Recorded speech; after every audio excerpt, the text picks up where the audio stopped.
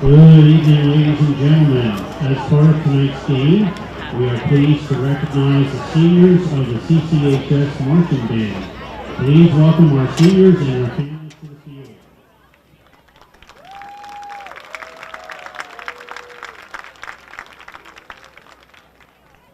Colton Barnhouse. He is escorted by Reeves, a.k.a. Pips, and Greta Barnhouse. Colton plays clarinet in the marching band and symphonic band. He also has been a member of the concert band. Following high school, he plans to continue work-based learning and enter the workforce.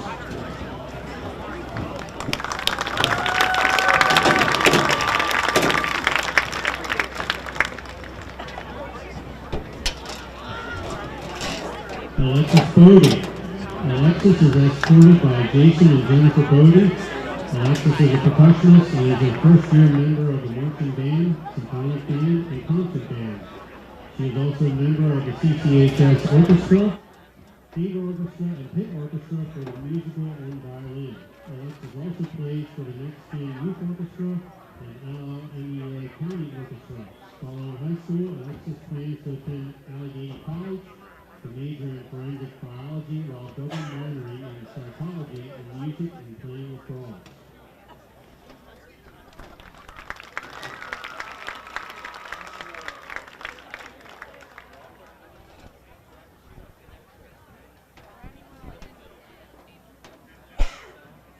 Emma Davies.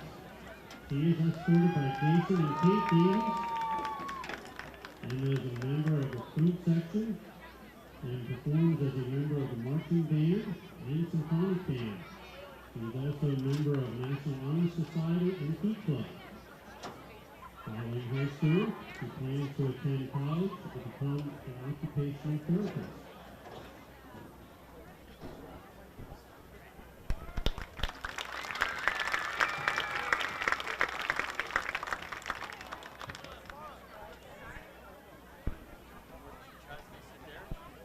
Ben Davis. He is escorted by Jeff and Laura Davis. Ben is a percussionist, marching, snare drum, and is a member of the marching band and symphonic band. He is also a member of the boys varsity lacrosse team and a member of LBC Lightning. Ben is also a CTC student studying landscape and horticulture.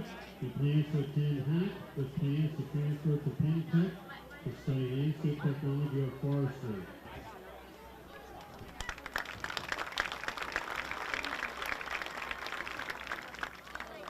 Mason Eisenhower. He is escorted by Kevin and Mary Beth Eisenhower. Mason is a percussionist and is a member of the marching band, symphonic band, concert band, and jazz band. He is also a member of the full orchestra and runs cross country and track. He plans to attend college to major in biology or a pre-med track.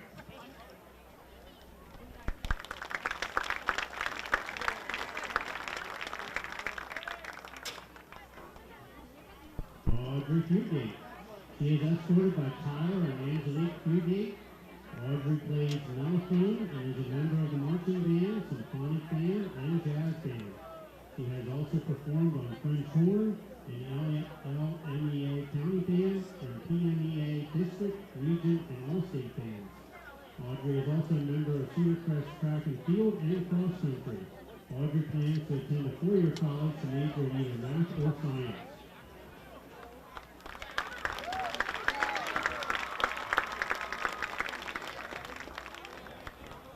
Spencer Howard.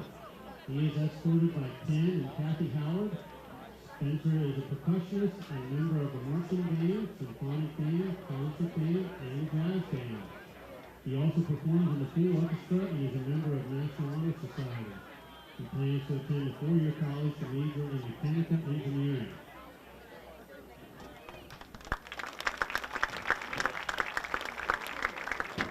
Everett Lasker. He is escorted by Daniel and Peter Lasker. Everett plays alto saxophone in the marching band and oboe in the symphonic band. He is also a member of the concert choir and show choir. Everett is active in National Honor Society and is an Eagle Scout. Following high school, Everett is planning for a 2-year mission trip, then attending college to major in cardiology or marine biology.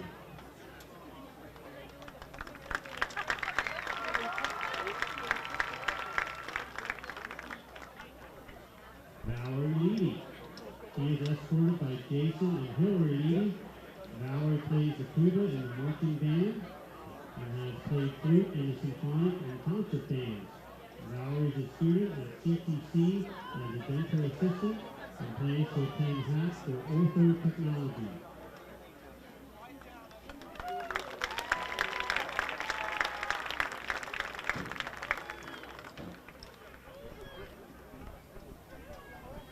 Calvin Leonard. He is escorted by Michael Leonard and Cassandra Leonard. Calvin plays baritone in the marching band and trombone in the symphonic, concert, and jazz band.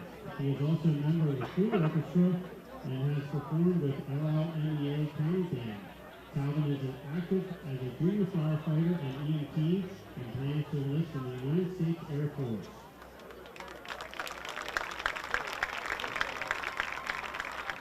And 9. He is escorted by Rick and Deb Nye.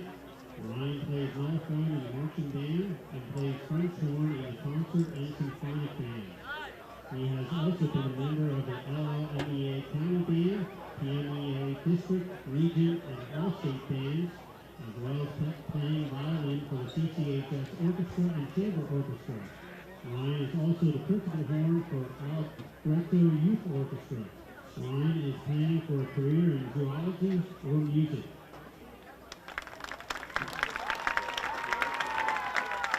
Natalie Peguero. She is escorted by Bernard Peguero and Christine Santos. Melanie is a clarinet player for the marching band, symphonic band, and jazz band. She is also a member of Key Club, of which she is an officer. FBLA, FFA, Big Sister, Big Brother, Unithon, and has played softball for Cedar Crest. She plans to attend college to become a certified nurse midwife.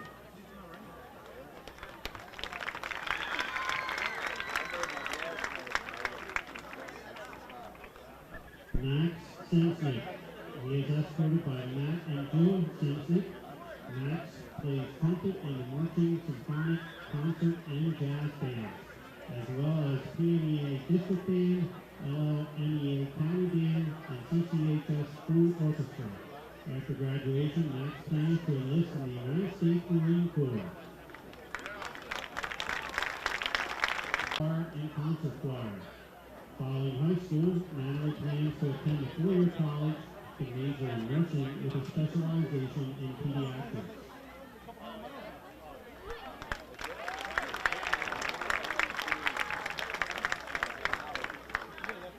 Skylar Marie Towns.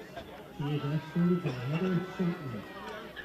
Skylar plays alto saxophone and is a member of the marching band and symphonic band. Following high school, Skylar plans to attend Norfolk State University to major in physics and perform in the marching band.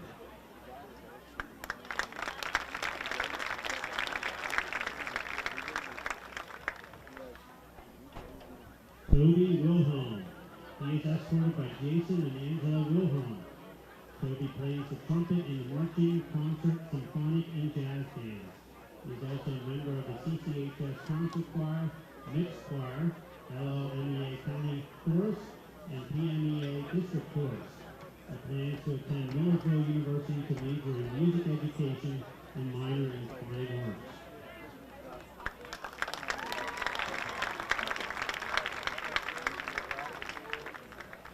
Victoria Williams.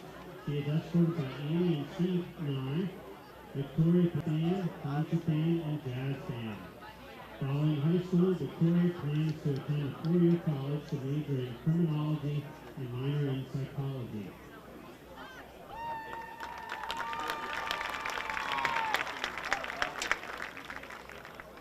Sam Yordy. She is escorted by Brandon and Susie Yordy. Sam plays the alto saxophone in the marching band and baritone saxophone in the symphonic, concert, and jazz bands. She is also a member of the CCHS Concert Choir, Show Choir, LLMEA County Band, and Chorus, and is a member of the Cedar Crest Cross Country and Lacrosse teams. She plans to attend a 4-year college to major in environmental science.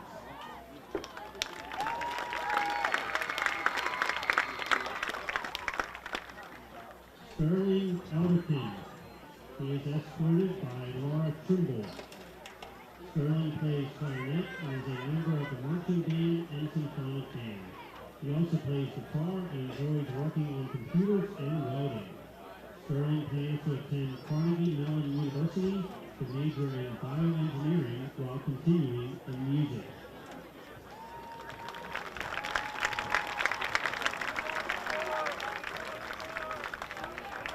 Thank you for all your hard work and dedication, class of 2025. We're so proud of you and your contributions to the band. Let's have another round of applause for our band singers and their parents. Congratulations on a career of musical excellence.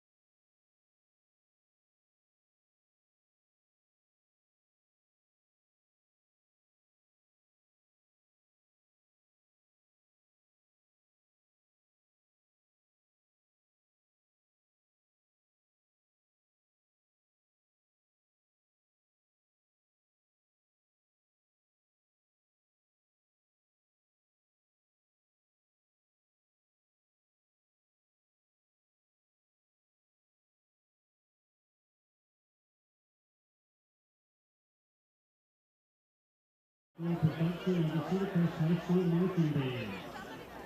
The American West devotes a sense of freedom and adventure, towering mountains, endless deserts, and wide open plains stretch out under an expansive sky, offering both a covenant and a refuge. The rugged beauty of the terrain inspires a deep connection to nature, stirring feelings of awe, solitude, and possibility. Join us to explore the spirit of the frontier as we present our 2024 show, The American West. Show music includes American Overture by Joseph Wilcox Jenkins, Tulsa by Don Gillis, Call of the Mountain by Joseph Curiali, Montana by Thomas Montgomery, and The Ecstasy of Gold from the Good, the Bad, and the Ugly by Ennio Morricone. The band is led onto the field by drum majors Sarah Updike, Noah Benson, and Vinnie Triano.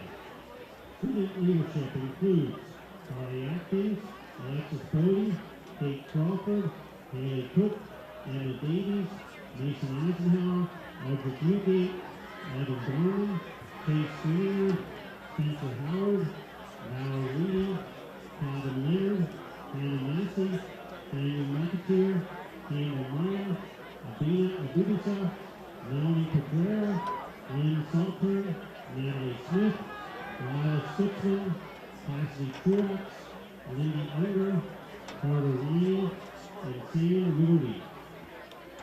Education team members include field instruction, Rick Bobbitt, Jane Satura, Meredith Irvin, and Sydney Ratchet. Guard design and instruction, Carly Bigler, Sarah Benson, and Dara Mendoza. Percussion arrangement and instruction, Tom Stauffer, Ben Hackman, Ray Nelson, Justin Hopper, Zach Truax, Michael Hilgis, and Joe Lictor. Musical arrangements by Ryan Williams. Drill design by Sean Small. Associate directors Sean Small and Jared Dauber. The band is under the direction of Scott Munns.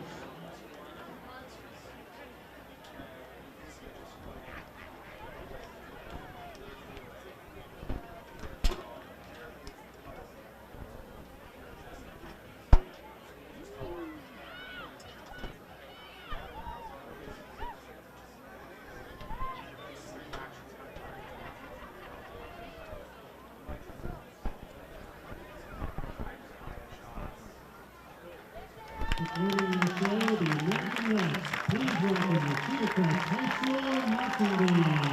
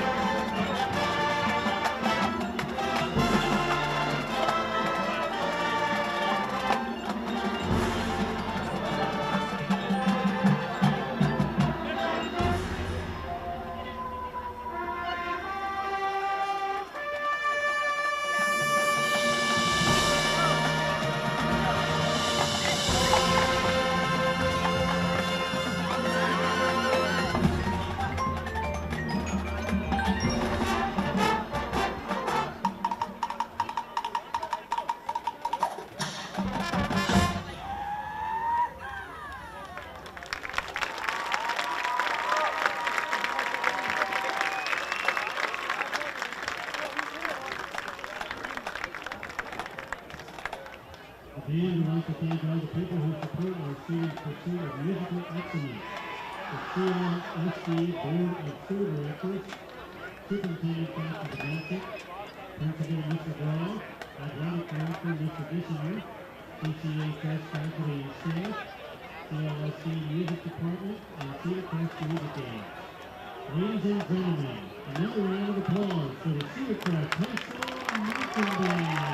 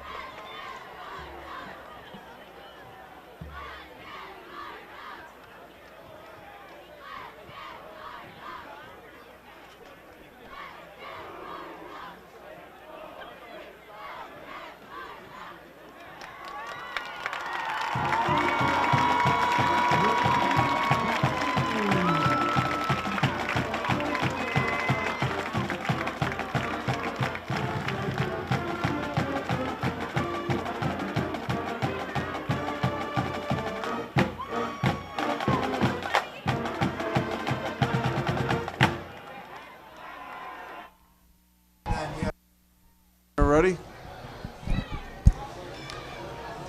You are looking live at Earl Boltz Stadium. Welcome to Friday Night Football. It's the Cedar Crest Falcons versus the Manheim Township Blue Streaks.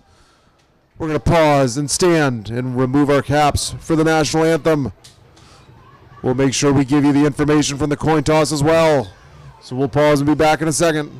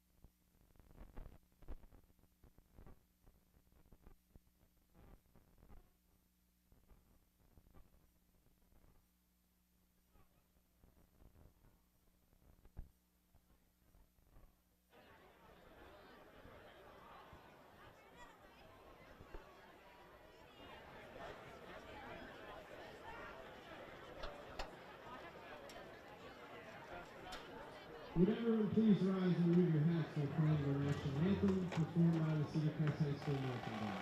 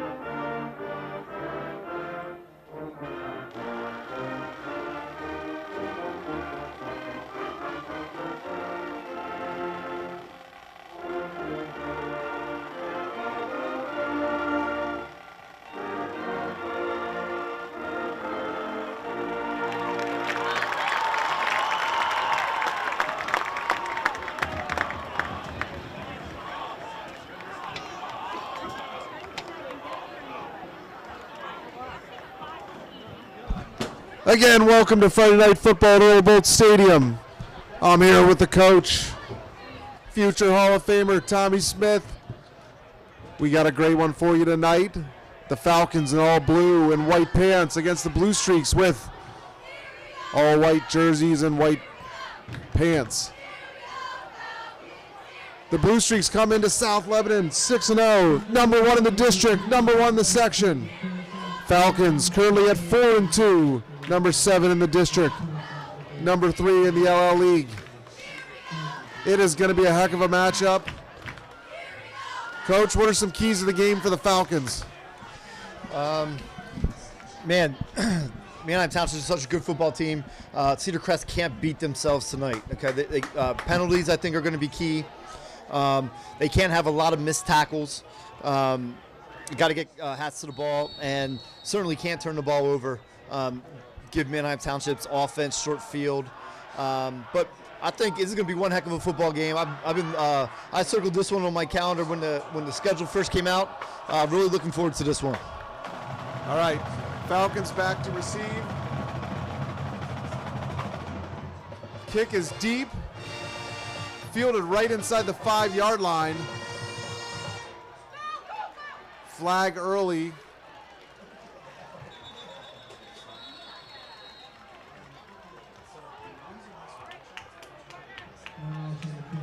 Looked like it was Toronto on the return. So it looked like number 6. Got the ball to the 25. Let's see what the call is.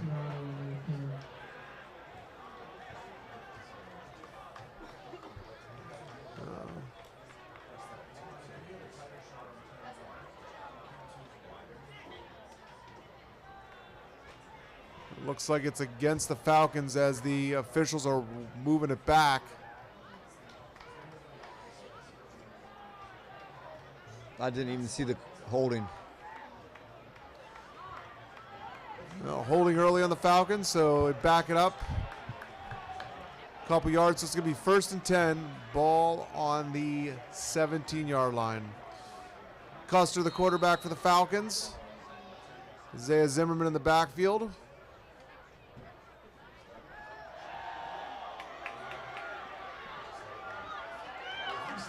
Nice little move from Tirado. First play out to Tirado. Get some positive yardage, Coach. Yeah, very nice play. Again, I've talked about Cam Tirado all season. Again, he's a player who need to get touches in space, and he's liable to break one any time. Great block on the perimeter by Jack Warrenavich out here. Very positive first down. Second and short here. Would like to see maybe take a shot here. Challenge his defense a little bit. Only giving up 42 points in 6 games. Pretty stout defense. I think you got to take some chances against these guys. 2nd and 1. Custer back to pass. Steps up. Fires to Jack Warrenavich, who's coming back to the ball for the first down. Nice job from Custer stepping up in the pocket there. Yeah, great job stepping up in pocket, keeping his eyes downfield, throwing a strike. Great job by Jack Warrenavich, continuing to work back to the football. And Falcons 2 plays, first down. Like the game plan so far. Yeah. Good start from the Falcons. Nice blocking from the guys up front. Okay, so 1st and 10, ball on the 37. So 2 plays, they got 20 yards.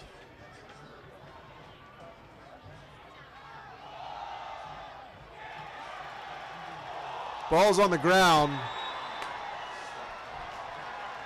Handoff went to number 24, Isaiah Zimmerman. The ball was out pretty quickly. Township falls on it. You know, one of the early keys was you can't beat ourselves, and yeah, that's a killer. Manheim Township's obviously number 1 in the district for a reason. Played a real tough schedule to date. Beat Central York, beat York High, beat Plymouth Whitemarsh, Bleak Cumberland Valley. They're a good enough team anyway. You can't give them short fields, can't give them the ball any more possessions than what they earn. Right.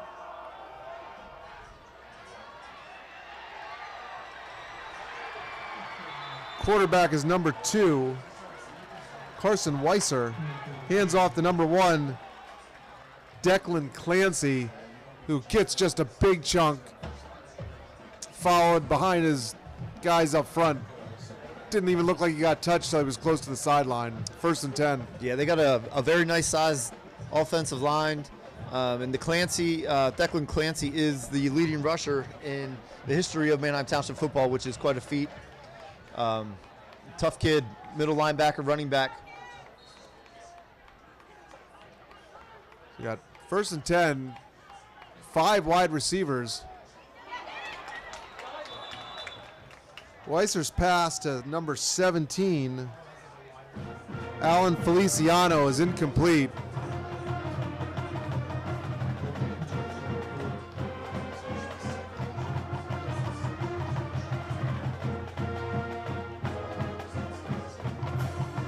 Second and 10.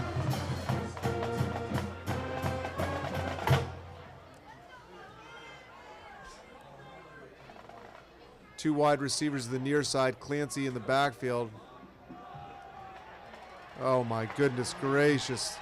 A wide open hole for Clancy, who makes 2 quick moves and finds his way to the end zone for 6.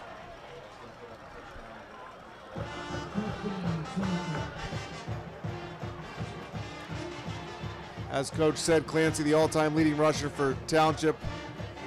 See an experienced guy that just being patient, looking for the holes. Yeah, and I'll tell you what, the big offensive line for Manheim Township is just opening up big holes on those 2 Clancy runs.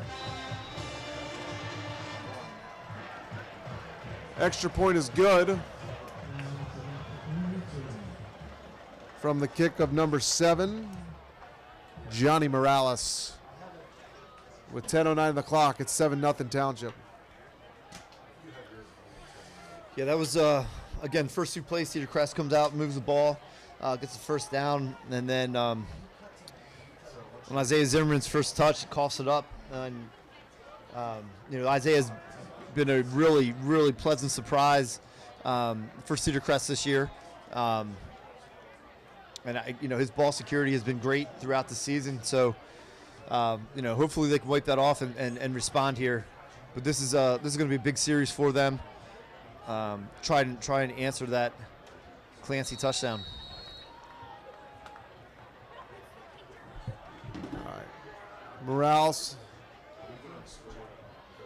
does the kickoffs too for Township. Tirado and Zimmerman deep for the Falcons.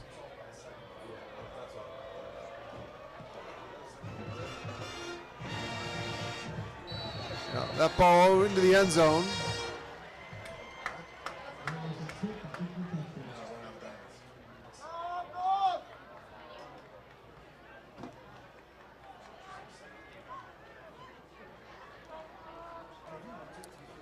Comes out to the 20. All right, Coach, you expect to get back to some of those passing situations? I think Cedar Crest needs to open up the playbook tonight, and really challenge these guys a little bit, and don't leave anything in the bag. The Manheim Township's defense is really good. They're going to be very well prepared. I think Cedar Crest is going to have to again do a lot of things tonight to mix things up. But ultimately, they need to possess the ball, try to keep Township's offense off the field with as explosive of an offense as that they are. First down, Custer, keeper. Gets hit behind the line of scrimmage, loss of 5. 2nd and 15.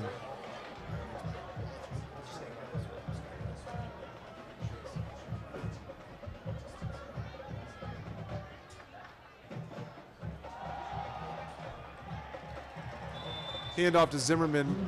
Gets a couple. It's going to be 3rd and real long.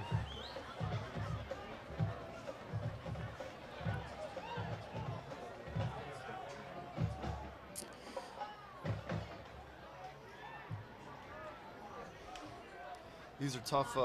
Third and behind the sticks are obviously difficult downs. No one wants to be in a situation, but Cedar Crest has some players you can get the ball to, in Jack Warnavich, and certainly Isaiah Zimmerman, Cam Tirado. I maybe see a screen pass here, maybe a draw. Quarterback keeper.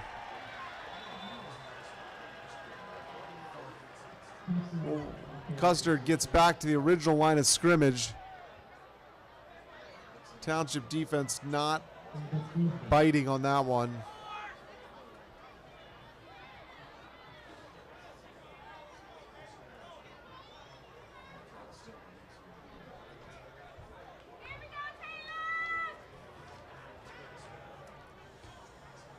Eli Beard does the punting for Cedar Crest. That's a end-over-end ball that doesn't get to number 17, Morales, but does cross the 50-yard line. Will be 1st and 10, Blue Streaks ball on the 46.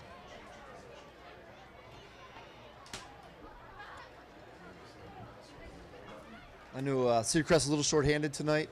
One of their starting linebackers, one of our favorites, Malachi Victor, is unable to play tonight.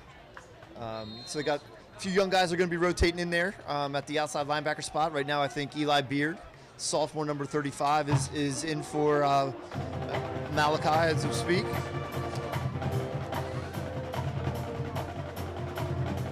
Ball goes to Clancy. Tackled by number 28, Landon Klein. Landon Klein had a big week last week with 2 touchdowns. Yeah, absolutely. Real nice game last week. Again, their linebacker core of Landon Klein and Garrett Starry and Malachi when he was healthy is arguably one of the best in the Lancaster Lebanon League.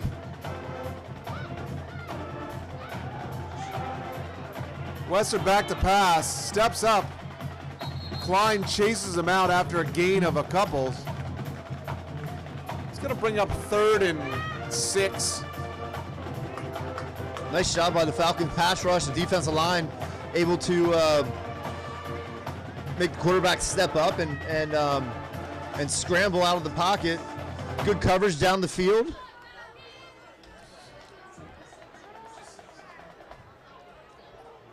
Falcon defense has been stout all year long. I'd like to see them get off the field here with a 3 and out. That'd be a pretty big stop here. Wester back to pass, throws it up. Oh my. Number 4.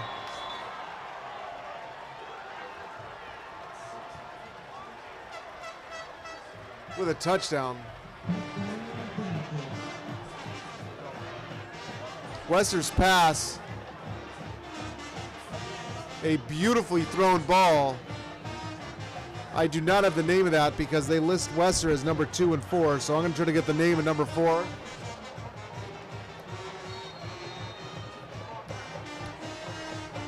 Yeah, it looks like he just got deep. He beat the corner, beat the safety. Beautifully thrown ball in stride.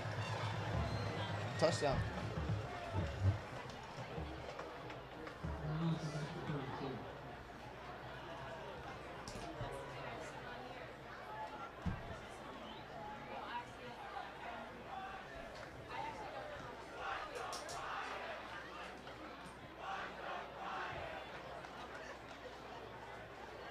Well, with 7:17 of the clock, it's 0-14. There's a reason they're the number 1 team in the district. And Coach, were they district champs last year? They lost to Harrisburg High in the district championship game. That's right. A good football game.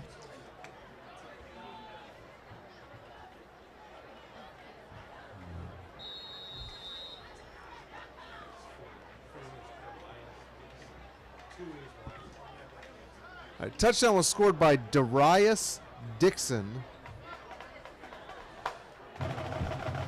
He is number 4 tonight. Maybe he's number 4 every night, but the roster we got didn't have him listed as number 4. All right, Tirado. Little crease there. If he can get a step here, come on, kid. Cam Tirado, nice run. Hopefully that brings a little spark to the blue and gray. Gets the ball out past the 50-yard line. Yeah, real nice return. Real nice job setting up a wall here on the home field sideline. Tirado was able to crease it and set Cedar Crest up with great field position here. And they badly need to answer that last touchdown by Manheim Township. So it looks like he stepped out just shy of the 50, so it's going to be 1st and 10, ball on their own 47. Certainly nice to get out of their own end zone. Custer back to pass, and we'll have 5 guys out. Custer's pass intended for number 11, R.J. Young. Looks like they just gave a late incomplete call. Yeah. Young saying he caught it. Ref saying not complete.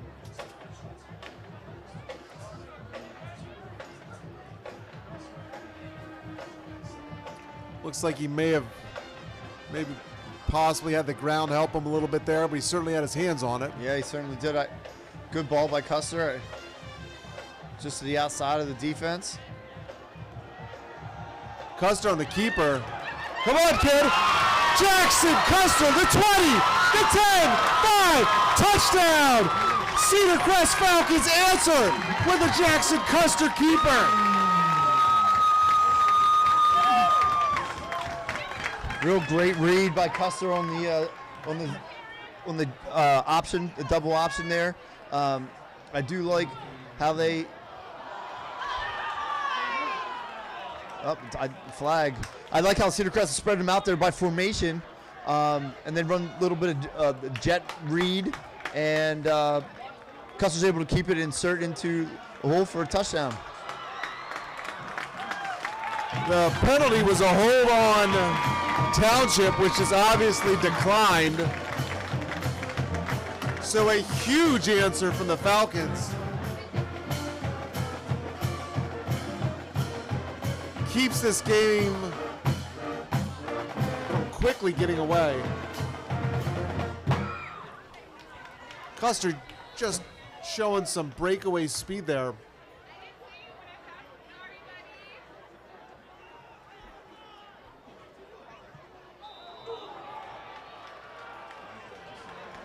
Beard's kick comes out a little hot. Like my golf drives these days. Low and to the left.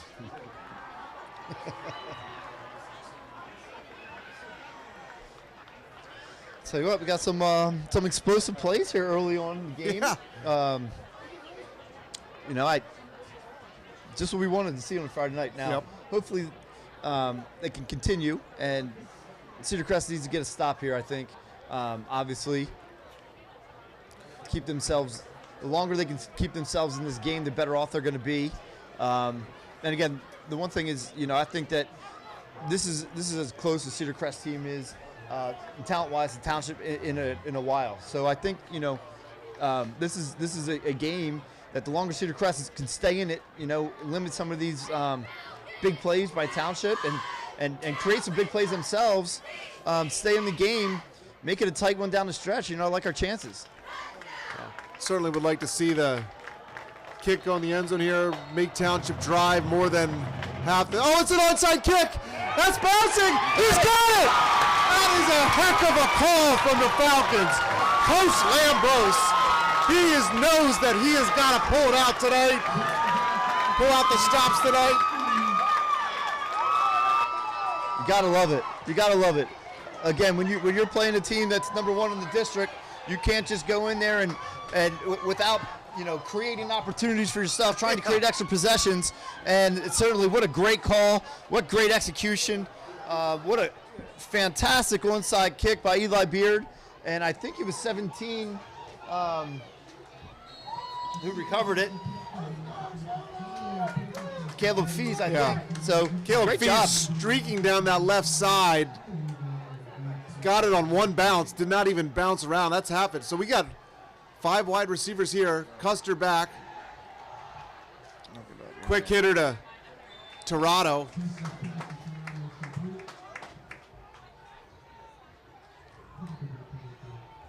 I tell you what, if you paid a couple bucks to get into this game tonight, you have already got your money's worth.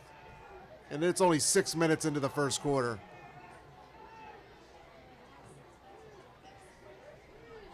Second and 7.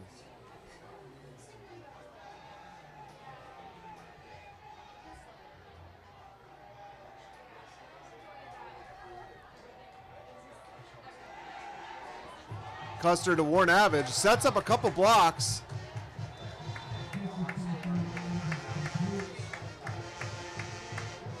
Nice tackle from the Blue Streaks defensive back, number 19.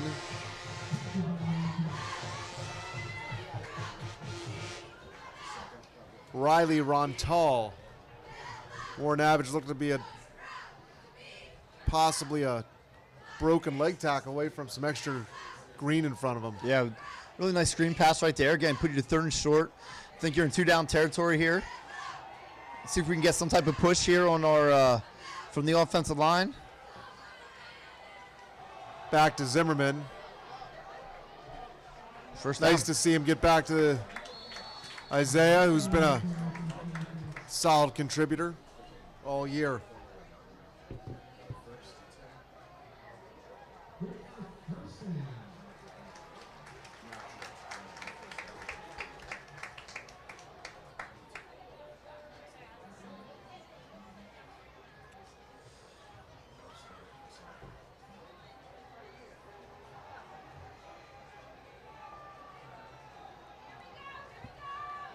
First and 10 Falcons.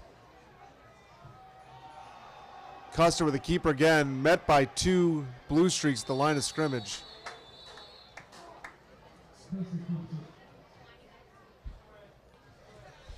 Number 23 for the Blue Streaks in early.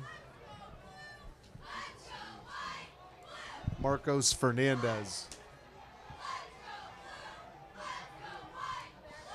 Again, I think Cedar Crest has had their most success when they've spread this defense out. I'd like to see them get back to some of those formations.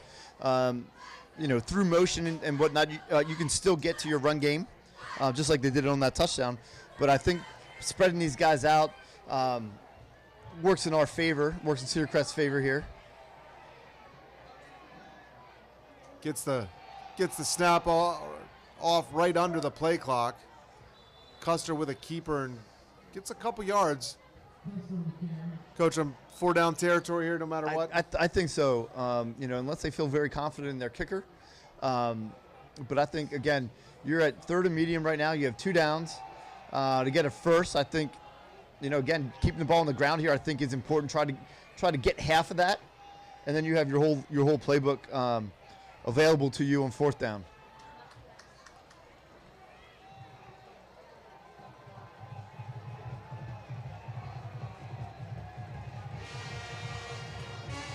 Custer back to pass, steps up. Warren Average was coming back to it. Ball just outside. Warren Avage's stretched dive for the ball. It looks like that was the play they hit a little bit earlier in the game when they ran the curl route. And so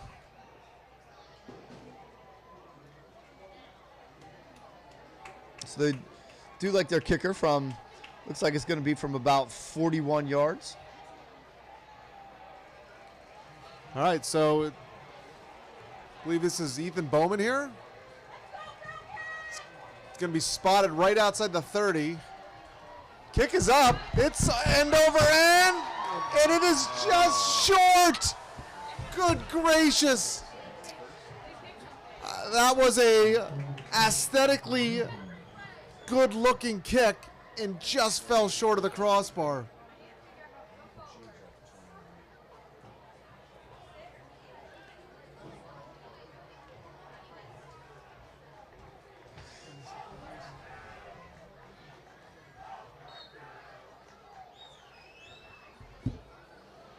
Ay, ay, ay. Unlucky after a great call on the onside kick. The Falcons don't capitalize, so. See their defense get a stop here. Guess we're going to see a bunch of Clancy until they get out from their shadow of their own end zone. Yeah, I'll tell you, he's tough. I think he's not a very big guy. What is he listed at? 5'10", 195. Listed at 5'10". I'm not sure he's quite that tall, but he's got such a low center of gravity and strong lower half. And he keeps his legs turning, and I'll tell you what, he's just a tough kid to bring down. Pass complete to number 10, Lex Haberbosch. A lot of space out there to the near side. 1st and 10, Blue Streaks.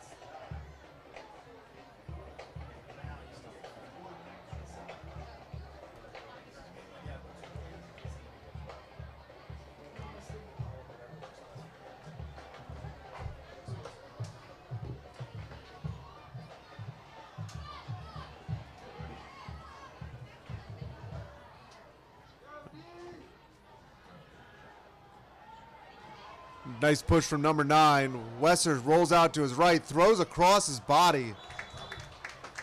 Nice strong throw from Weiser there.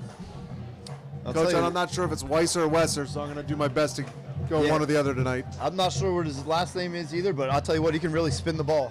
Yes. I'll tell you, he throws a really nice football.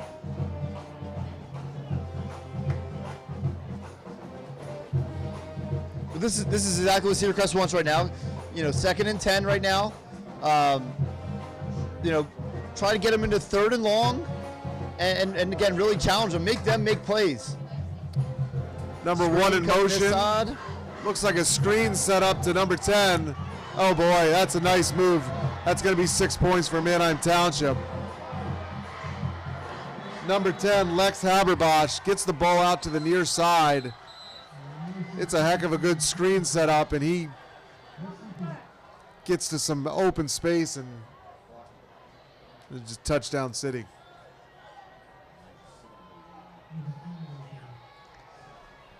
Looks like there's a penalty. Plays coming back.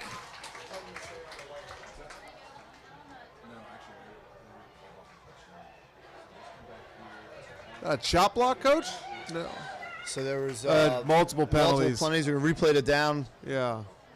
So Looks like it was personal foul, roughing the passer on Cedar Crest, and an illegal block in the back from Manheim Township. So the penalties are going to offset. We're going to replay it down. 2nd and 10.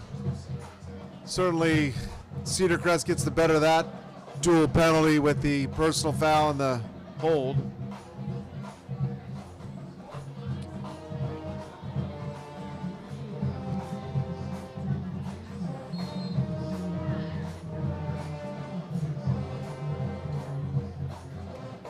So 2nd and 10, 2:30 on the clock.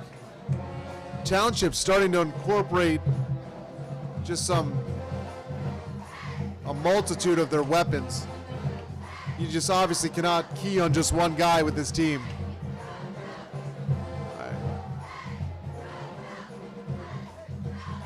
There we go. Clancy for a couple yards. Nice job by the run defense right there, Cedar Crest. Yeah. Garrett Starry and as well as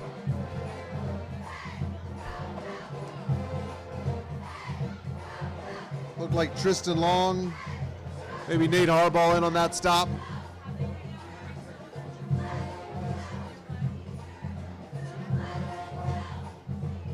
Third and 6. Last time it was 3rd and 6. They hit for a touchdown. Trips to the near side. 2 wide receivers to the far side. Somebody's on. I tell you what, it looked like the inside receiver on the far side was wide open, and receiver or quarterback looked to the near side, incomplete. So it's going to be 4th down. Yeah, it looks like there's a little bit of miscommunication and some confusion up there by the defensive backs of Cedar Crest. They left number 2 uncovered. Fortunately, quarterback didn't see him, and they're incomplete. Defense gets off the field, punt the ball.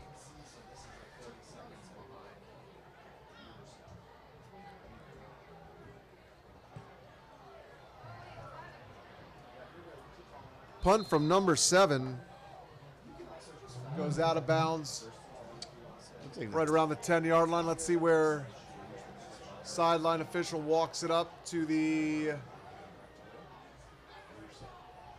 21-yard line. That's a fairly generous spot there. Yeah, take it. Yeah, absolutely. It's tough to see where that ball went out of bounds. I thought it was going to be closer to the 10, but we'll certainly take it at the 21. Yeah. That's why those guys are professionals, you know. That's right. We're up here in the booth just making guesses, and he's down there getting a good eye. He probably had a really good geometry class to figure that ABC triangle out to figure out where to place it. All right, Custer back here. Quick pass.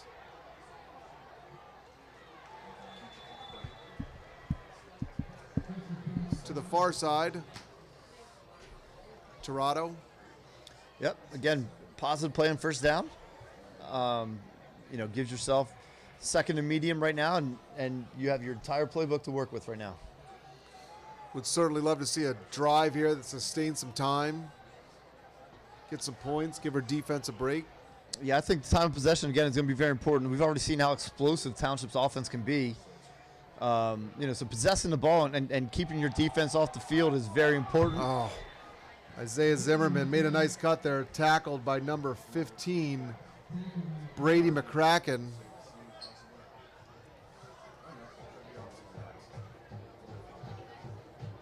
It's going to be 3rd and about 5. So we're going to have to run one more play here before the end of the quarter. 33 seconds on the game clock, 15 on the play clock.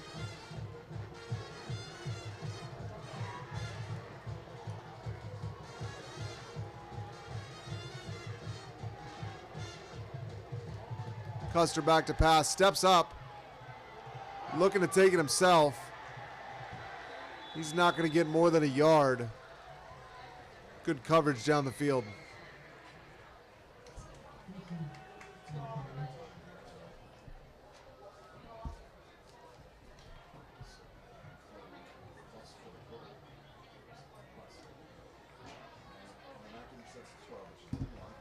All right, and at the end of the first quarter, Manheim Township 14, Cedar Crest Falcons 6. Tonight's live stream is proudly presented by Lebanon Federal Credit Union. Since 1979, proudly serving Lebanon County. Join us today and become a member. Heisey's Diner, where you can savor delicious meals at an unbelievable price. Discover why the food is finer at Heisey's Diner, conveniently located on Route 72 North in Lebanon, PA. And I just had a text from longtime listener, Falcon alum Mike Rager, says the California cheeseburger is $2.75. I don't know if that's true or not. That might be for a regular cheeseburger. If I'm buying a California cheeseburger, I'm at least going to pay $5.50, I think. I don't know, Coach. You go. Yeah, hey, gotta get the lettuce, tomato, onion, all right? Maybe some bacon. For sure. Falcon Foundation is dedicated to supporting student athletes and staff in the Cornwall Lebanon School District through funding and grants. Applications for the fall are due October 15th. The golf tournament is tomorrow. So if you've not yet supported the Falcon Foundation golf tournament, it's tomorrow, Iron Valley. Oh boy. Nice punt from Eli Beard under pressure. And some great coverage from Warren Avage and crew, keeping number 17 Morales from getting forward. Yeah, I'll tell you what, great play right there on all ends. Great play for Eli Beard, able to get the punt off and kick a great punt. And then the coverage from Cedar Crest was exactly what you want. Surround the ball, break down, keep the returner on your inside shoulder and corral the ball. He did a great job and flip the field.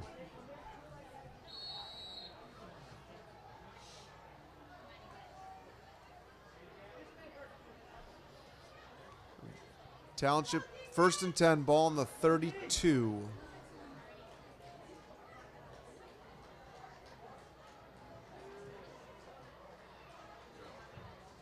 Looks like a ball is given to Clancy. A lot of space.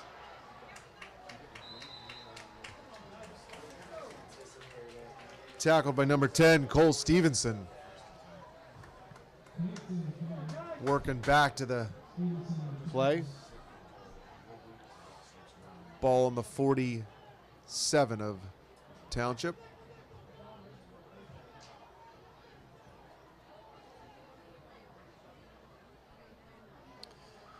Looks like Cedar Crest is doing a little bit of personnel matching tonight. I think with the absence of Malachi Victor, doing a couple different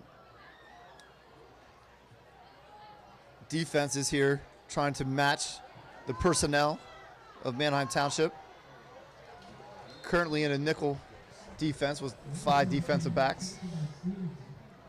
Stevenson and Starry on the tackle after a 9-yard gain from Wesser.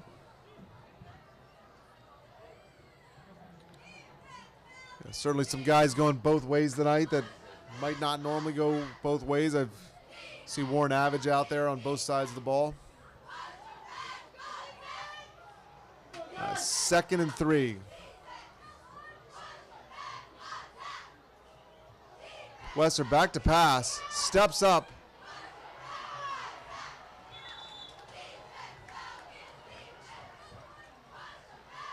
Pass completed to number 10, Haberbosch, for first down.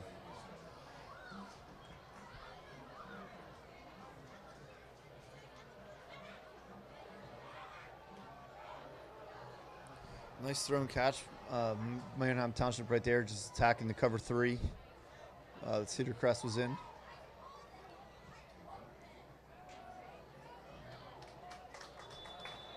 Looks like Stevenson got an early arm on that tackle, and some teammates cleaned it up. Flag on the play. Hold.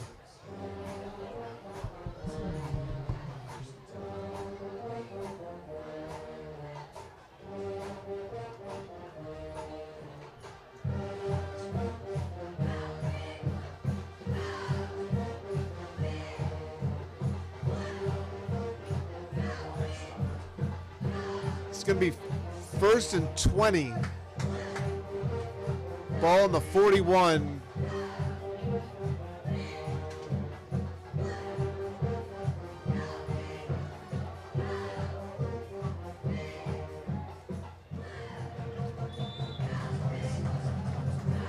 Clancy with about a 5-yard gain. It's going to be 2nd and 15, maybe 14.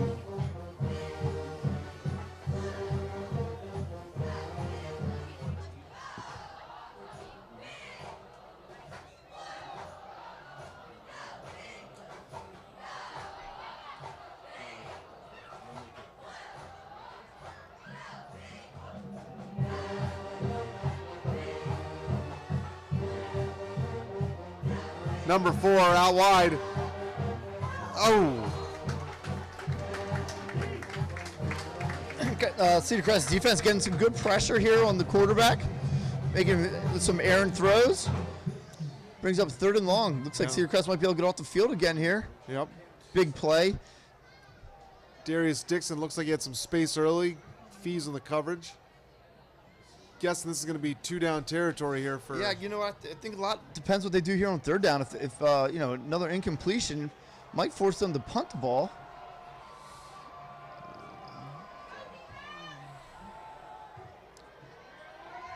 Two steps. Oh my. Wester's pass to Haberbosch is complete for a score. Fees hit him right when he caught it and he held on. I'll tell you, what a great catch. Great ball skills there by number 10. Like you said, Fees delivers a blow right as he catches the ball and he's able to hold on.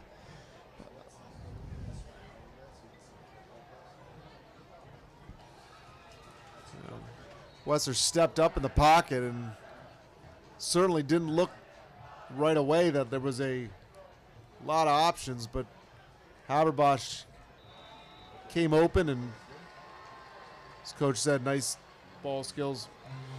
Kick is good. 21-6.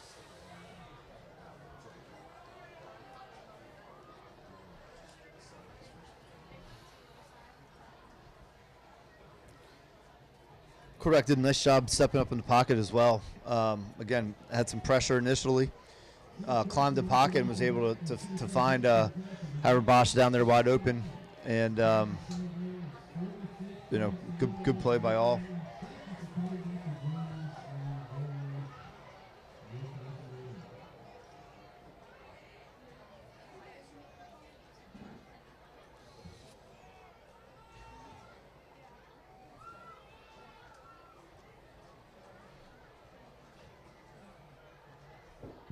That's twice now on the kind of 3rd and long. The Township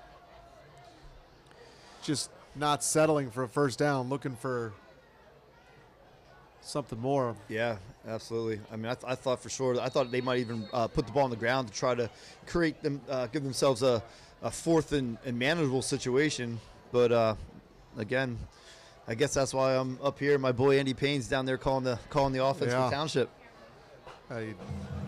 Got a 2-score lead or a score lead and a drive, and certainly can take those shots.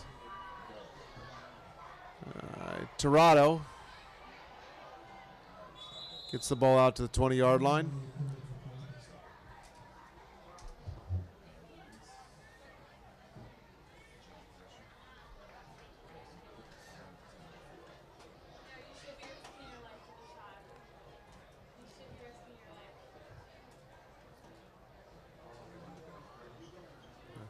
Coach, I certainly don't want to say this is a must-score possession, but we're starting to get close to that territory. Yeah, this is, you know, again, you can't be thinking score right away.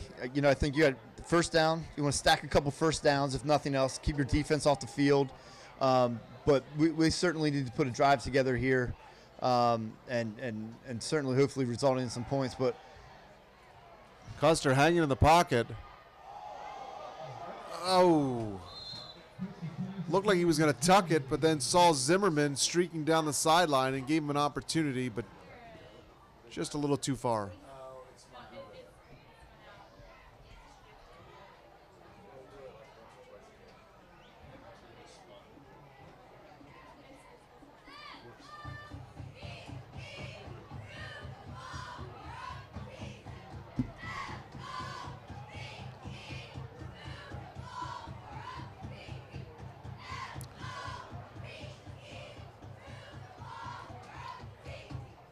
Christian Viveros in motion for the Falcons. Nice little bounce.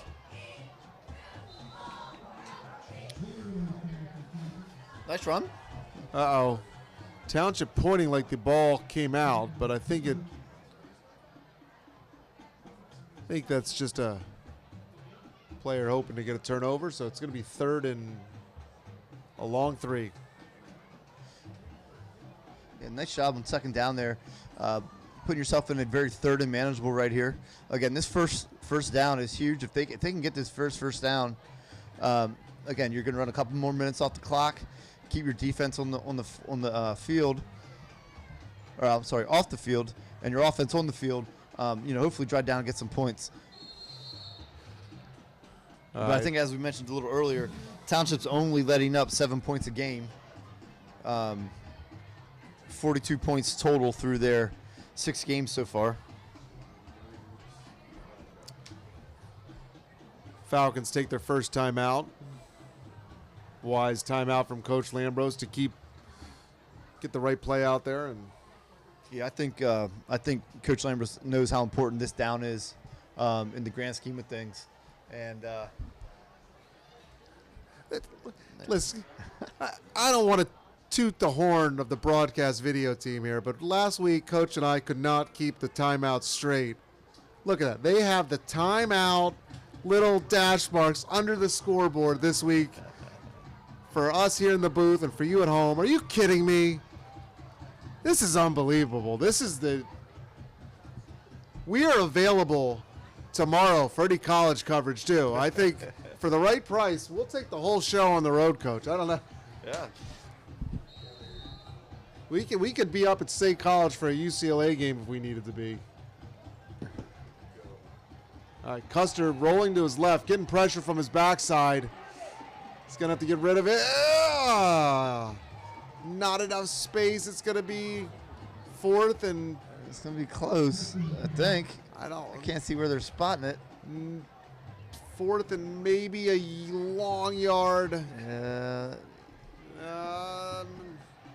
No. Looks like it's 4th and 5. He actually looks like he lost a yard down the spot, so... It's tough. Didn't have anyone open. Couldn't release the ball. Sprinting to your left.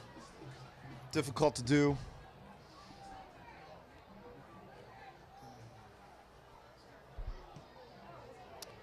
Another nice punt from Eli Beard. Morales going backwards. Gets through the first 3 guys. Looked like there was a block in the back initially that they did not call. Big hit for number 35. Eli Beard says, I'll do the punting and the tackling on that one. Yeah, I'll tell you, Eli Beard is a very explosive athlete. And, certainly came up and put a shot on number 17 right there, right on the sideline. Looks like Manheim Township is set up in pretty good field position at the 35 of Cedar Crest.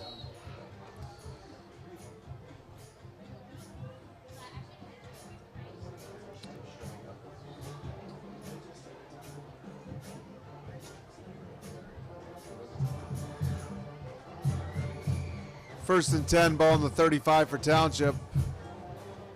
Nice job by number 12 from the Falcons. Julius Santana comes in and bats that one down.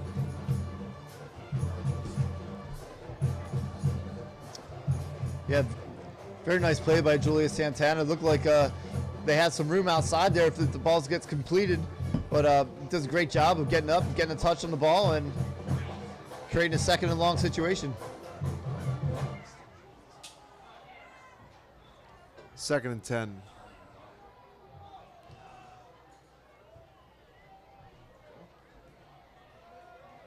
Ball handoff to Clancy. 3rd and 1.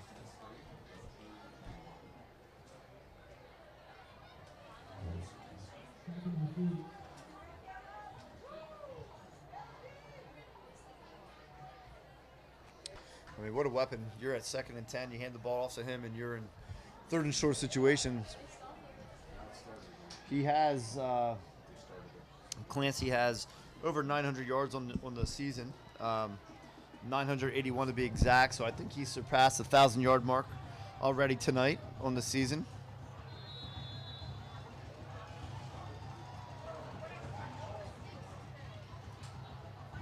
So it looked like one of the Falcon defenders jumped offsides.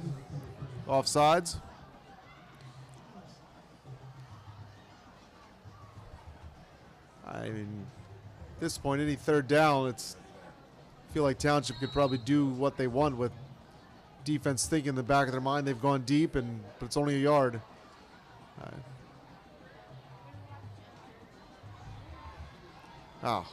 Clancy, nice cutback. Gets about 6 or 7. Yeah, he did a real nice job. Looked like he was going to get tackled for a loss.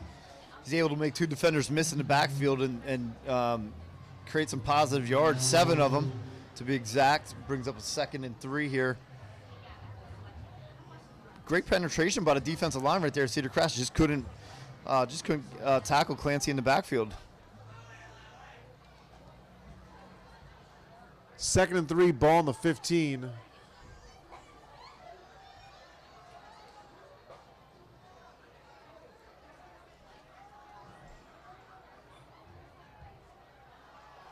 Nice pass from Wesser. Just out of the hands of number 3. Trey Dotter.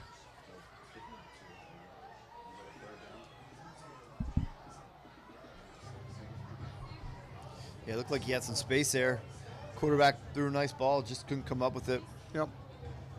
3rd and 3.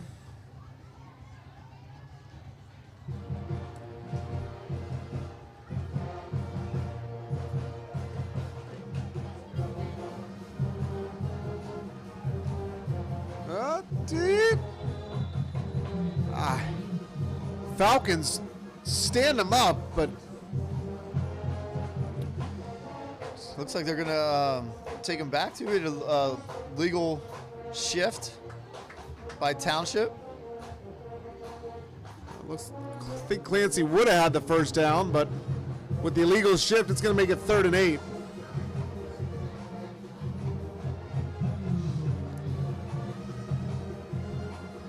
Coach, what's the game plan when you got a running back that's going for 5-6 yards to carry, and on 3rd down they've scored long pass plays the last 2 times?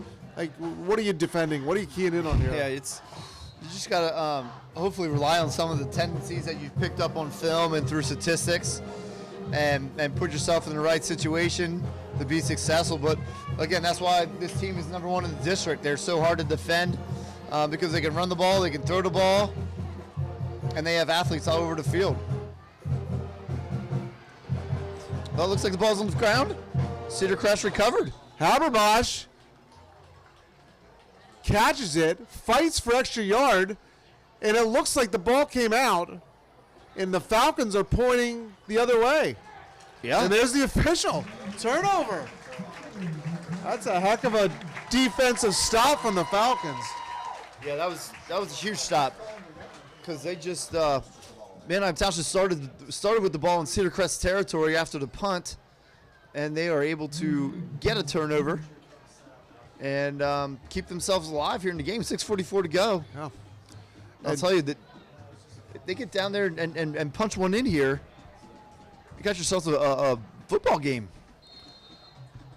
And also lucky for the Falcons, the fumble went into the end zone, so the Falcons are going to start with the ball on their 20-yard line. If that's recovered inside the 5 there, yeah, that's real trouble. But, yeah, you know, little breathing space here. Let's see if the offense can get it going.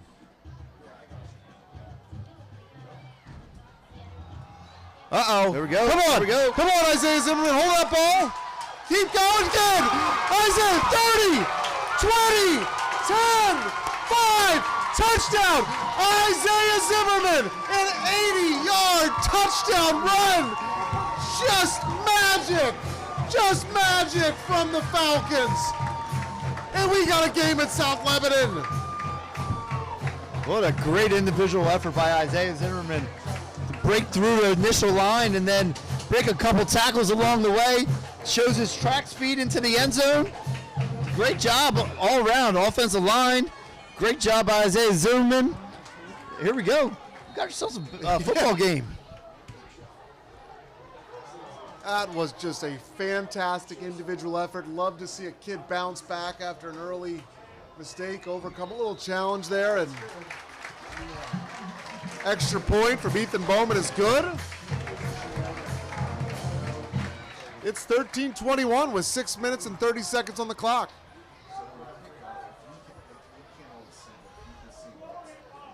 Coach, talk a little bit about the offensive line getting a great push there. Yeah, again, moving the line of scrimmage 2 yards downfield, and Isaiah Zimmerman doesn't need much of a crease, and I've been talking about it all year with him. He has great vision, he has great patience, and when he sees the hole, he explodes through it, and that was a great example of it right there. And then once he's in the open field, he has that track speed to finish the play. But again, I think what was more impressive than that was the strength that he showed breaking those 2 tackles after he was about 20 yards downfield. Yeah. Again, just a real impressive play. Great execution from the offensive line straight through to Isaiah Zimmerman finishing the touchdown run. Yeah, Zimmerman right around the 50-yard line, kind of stiff-armed a guy, cut it back. They kind of ran into each other, and before you knew it, he was all green in front of him. All right, Eli Beelard's kick is going to come down just inside the 10. Morales turns the corner.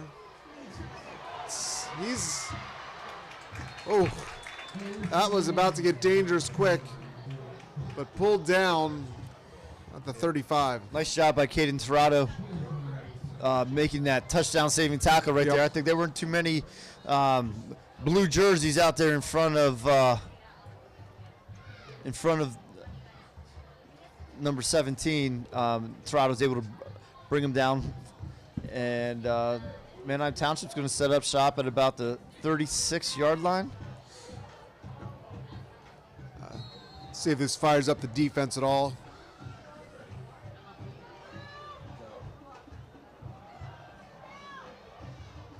Clancy, 6-7 yards there. Defense did a great job last possession creating a turnover inside the red zone, inside the 5-yard line, and as you said, recovering in the end zone. Let's see what they can do here.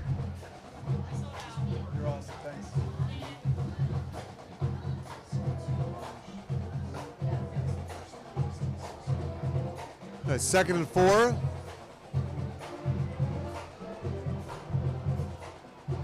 Oh, nice tackle.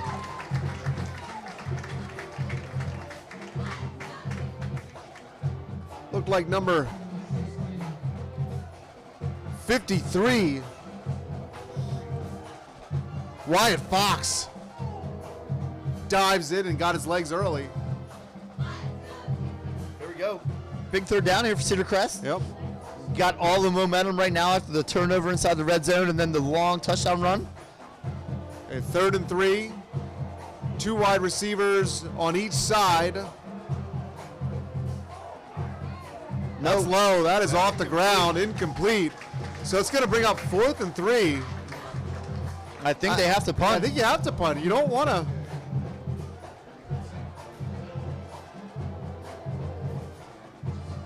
Give this Falcon team a short field. As Wyatt Fox was making the tackles, I believe Sister Heidi Fox brought in some extra pom-poms, was collecting donations for Minithon.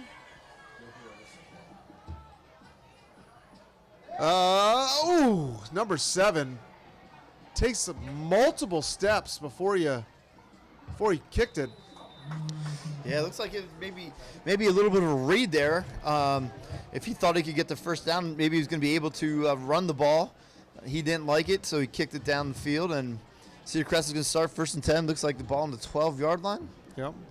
Johnny Morales was the punter.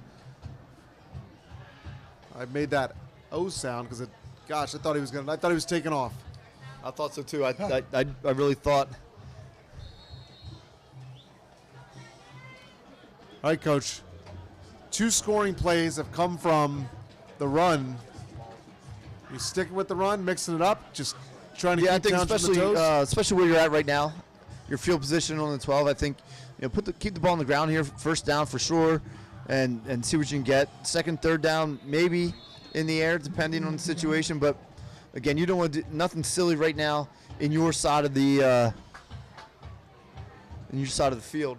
Again, I still like them spreading the field by formation, which they haven't done since early in the game.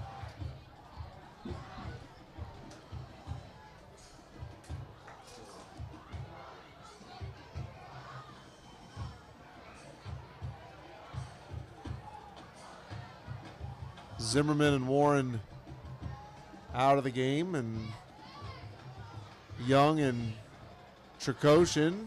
5 seconds on the play clock. Let's see if they run a play here. They do. Little screen back to the opposite side. Not sure if receiver got more than a yard.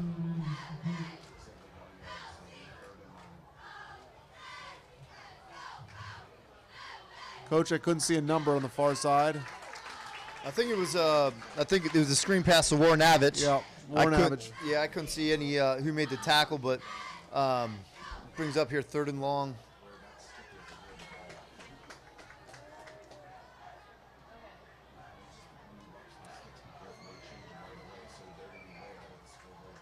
Five receivers here. Custer's pass intended for R.J. Young falls incomplete.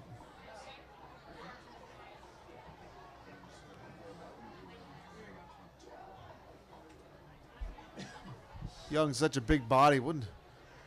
It's a back shoulder throw. Is that kind of thing only in college, the NFL? They do that in high school? Hey, listen, everything trickles down, and I'm certain that is definitely something that they've practiced. That is a very difficult skill. Uh-oh, we got an offsides there, so not going to give the Falcons a first down, but it's at least going to make it 4th and 4 if they can get them on a second one. Yeah.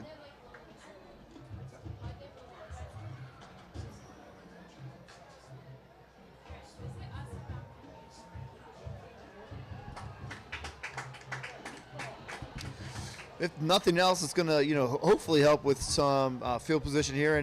And you're punting from now at about your 5-yard line rather than punting from your goal line. So, yeah. Like to see them try that hard, maybe another hard count, because they've had a guy coming in hard, and nice kick from Beard. Backs up Morales to the 40. Morales, nice job.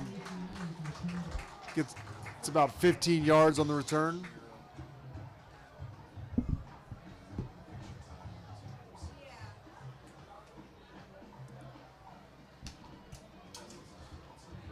Certainly a lot of people watching from home tonight, enjoying this game outside.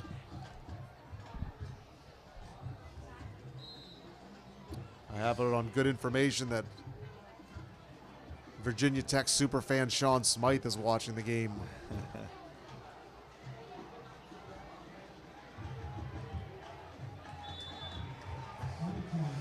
I got a message from Potter County that we got some people up at our hunting cabin in Nice. Applewood Lodge tuning in tonight as well.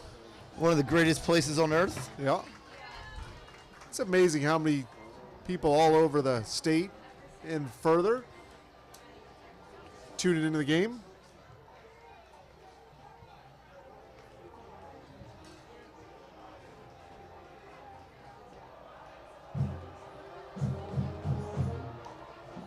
It's 2nd and 3.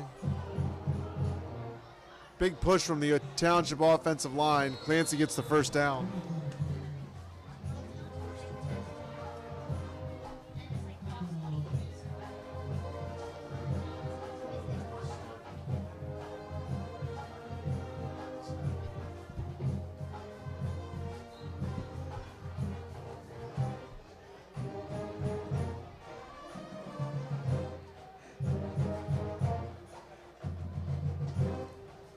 First and 10, 2:20 on the game clock.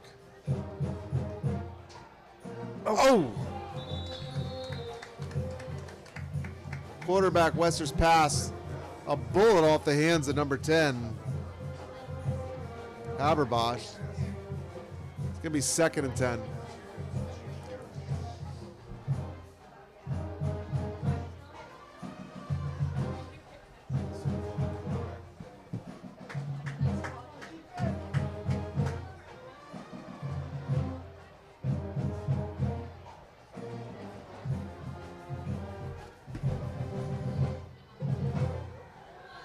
Wester rolling to his left. Nice spiral. Oh my. Absolutely wide open was Darius Dixon. Looked like a busted coverage there on the back end. Yeah. Dixon just had to make sure he didn't drop that one.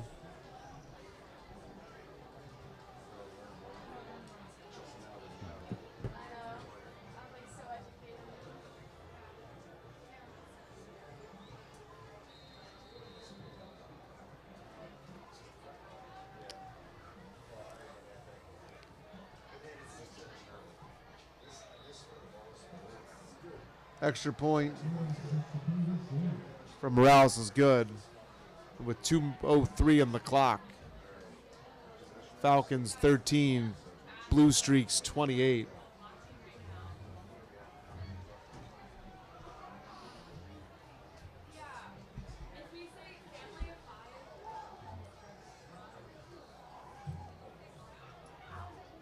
Explosive team. That's just a They really are. Again, it's I think Cedar Crest defense has played pretty well tonight, but Township at any time can break a big one, and I think all 4 of their touchdowns have been off big plays, and of course they had another one that was called back due to a block in the back. That was another explosive, just an explosive offense, whether they're running or throwing.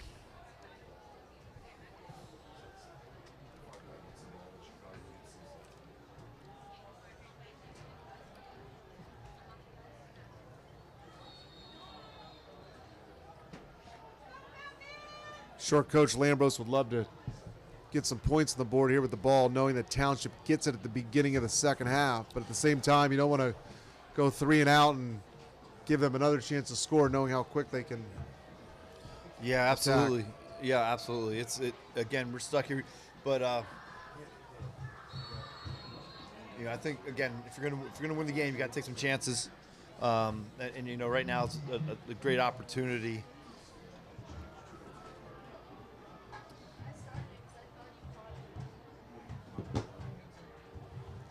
Turned into it being a beautiful night. It was kind of overcast all day, but it is a beautiful night for some football here in South Lebanon.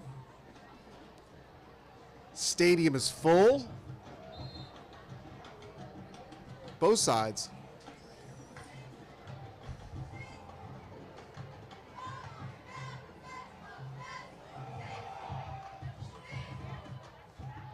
Zimmerman gets the carry and gets a couple yards.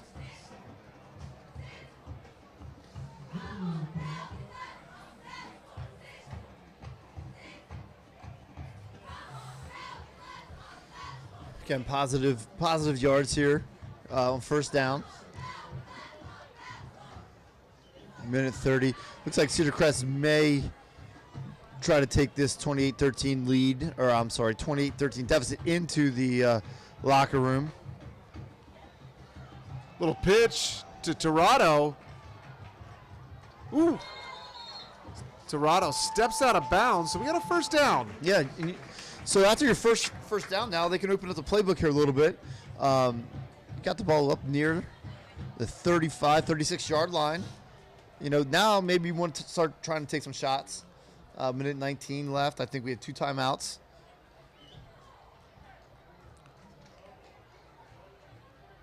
I thought there was a chance that Township might try to stop the clock to get the ball back, but now Falcons with the first down.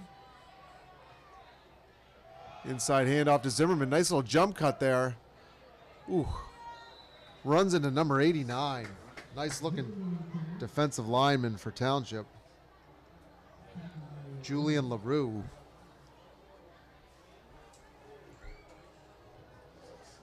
Be 2nd and 5. Under a minute.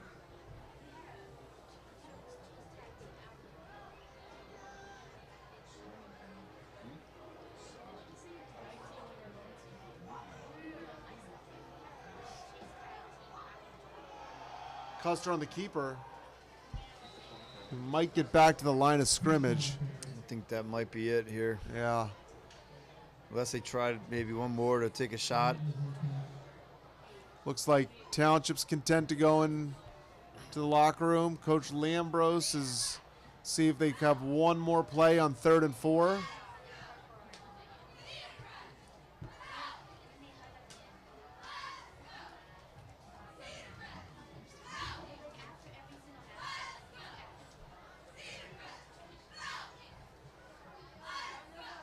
Looks like it's what's going to be the play.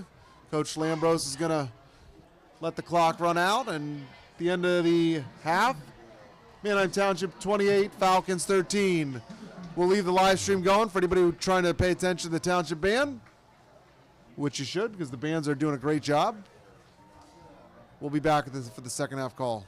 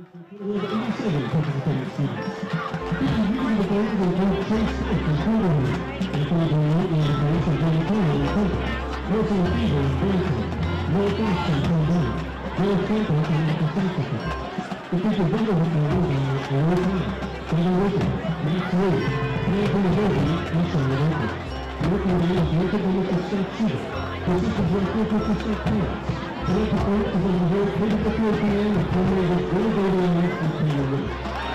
This year, so the people and the please movement and visual industry taking a every point for the first section. Each man will take the motions and clear votes on the Number 30 to focus on throwing dances here, taking the controlling dances of the stand, the fiery passion and personal strength of work. The serving positions supported, half of the right, representing light, innocence, and new beginnings. Staying with for mystery and elegance of God, according to combining sophistication and intrigue. Tonight, the selections include Paramount Road by Chicago, Mitsubishi by the Electric Light Orchestra, Philadelphia by the Electric Road, Nights and White Satin by the Red Rose, and Planet Black by the Rolling Stones.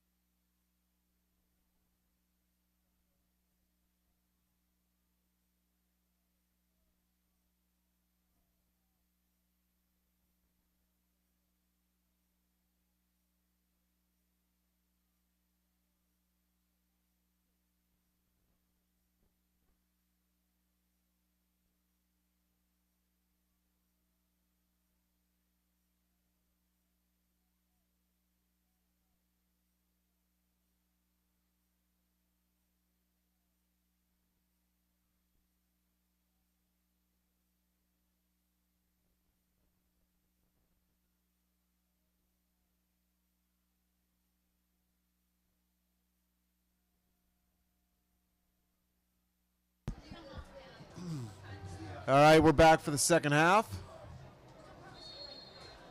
As the two teams get out there for the second half kick, it's 28-13 in favor of the Blue Streaks. Township does receive in the second half. Coach, what do the Falcons need to do to find their way back in this game? First obviously going to stop on defense or start on defense. They need to get some stops, and starting here eliminate the big plays that they were giving up. Because when they make Township have to drive, they were able to get Township off the field. All right, Morales with just a huge hole. Eli Beard's got to make a tackle. That's great hustle by number 40, Joe Arndt, coming back to save a touchdown.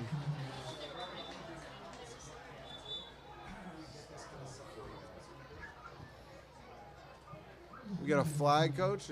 Yep. Got a flag around the 20-yard line, so 60-yard return or so is going to come back. But that would have been a tough way to start the second half.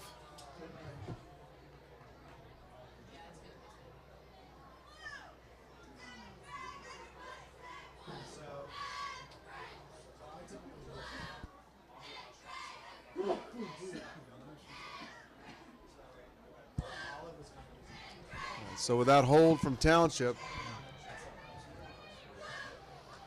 officials spotted around the 13. It's going to be 1st and 10 Township. Would love to see a stop or turnover here for the Falcons. Yeah, absolutely. Again, they've done a nice job when they've eliminated the explosive plays. Clancy gets a bunch.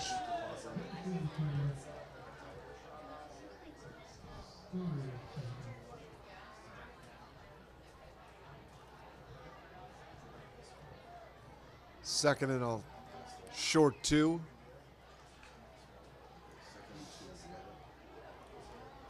And good gracious, Coach, the way that Clancy's running the ball, he could probably go 5-6 yards in a cloud of dust for the rest of the game, and it'd be... Yeah, and that's what the Cedar Crest is going to have to do. They're going to have to stop the run here, or like you said, they're just going to get them big boys on the offensive line, pushing our defensive line around, and hand the ball to Clancy. But again, first down I think is a huge down. They got to win first down.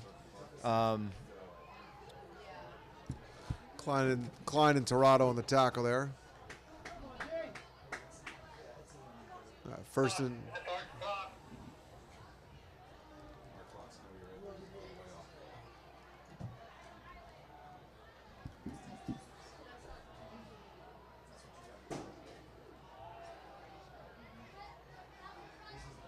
There's a stop.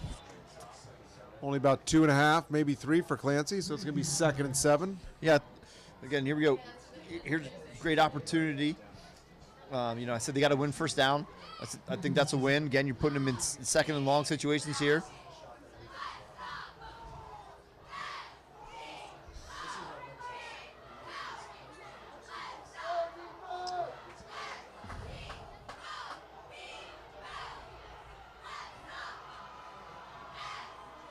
Falcons put 7 guys in the box. Oh no. I thought they batted it down. They did not. Weiser gets the ball out to number 11, Blake Alemo, for a big gain.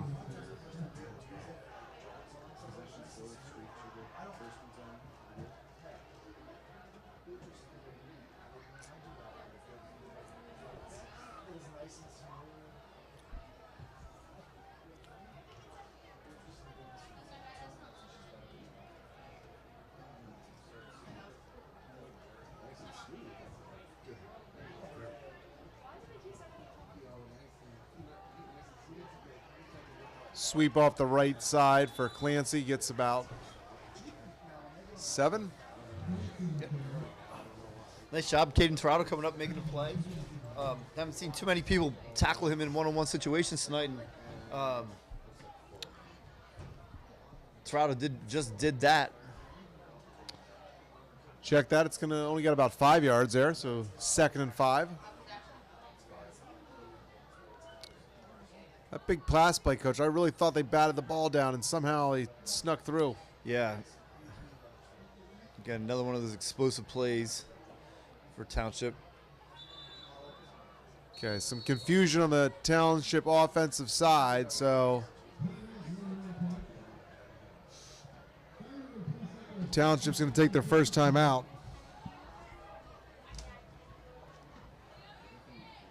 Now, I was boasting a little bit about the little red marks under the score there for the timeouts that our broadcast video team has put up. They got them up. Next week, they're going to figure out how to take one away each time. So, if they stay up all night, that's why. But if that might be the only thing that's keeping us from calling a top-notch college game tomorrow. That's right. Once we figure that out, hey, then we're in. We're in. You're right.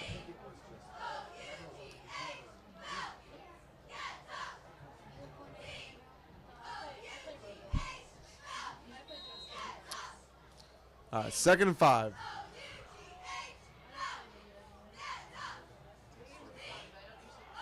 Hand off to Clancy. Little counter around the far side for a first down. Still the first possession of the second half.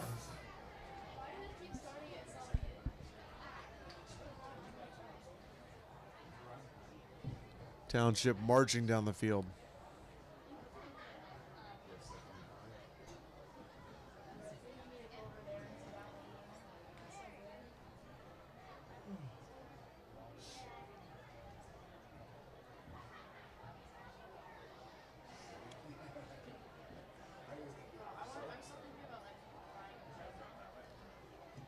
Wesser's pass to number 8 is complete for a touchdown.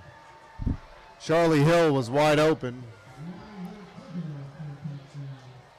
He received the ball just around the 2-3 yard line, turned and fell in.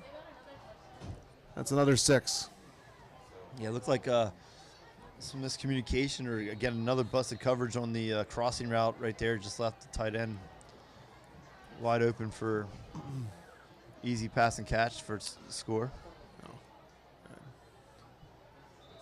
Tough to, you all of a sudden you key on Clancy and Haberbosch and Morales, and they hit a wide open number 8 who hasn't caught a ball all game. I mean, when you have that many talented players and you get some solid blocking, it's offense is going to have that advantage. Yeah.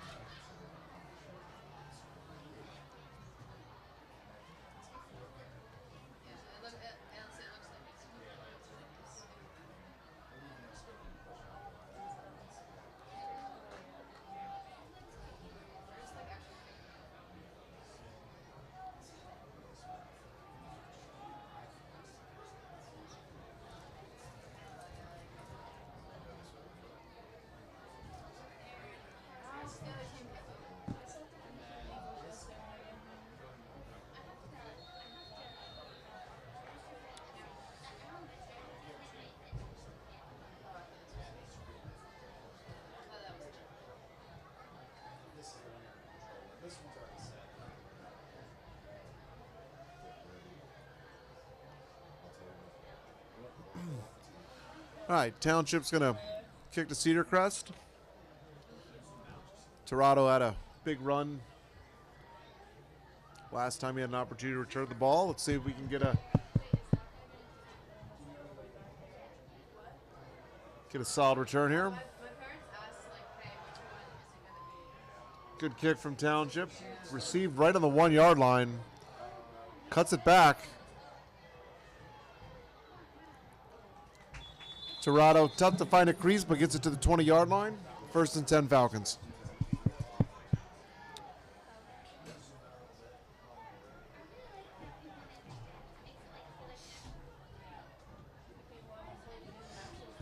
Cedar Crest backs at their wall right now. Again, I think got an opportunity to take some shots downfield.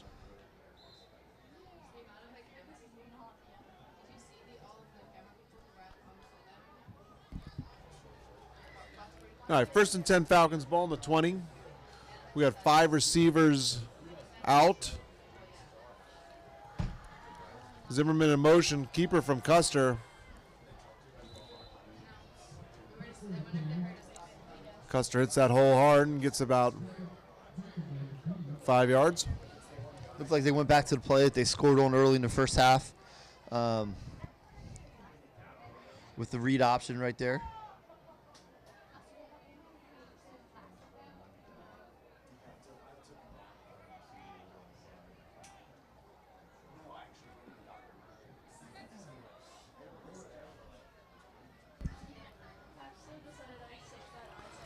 Second and 6.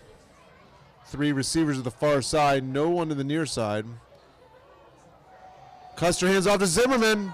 Ooh, nice little spin move. That's a 1st down.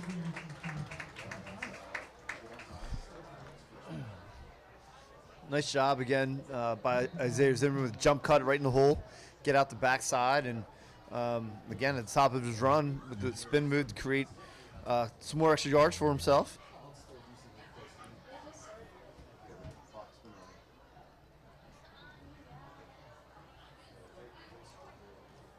First and 10 Falcons, ball on the 35.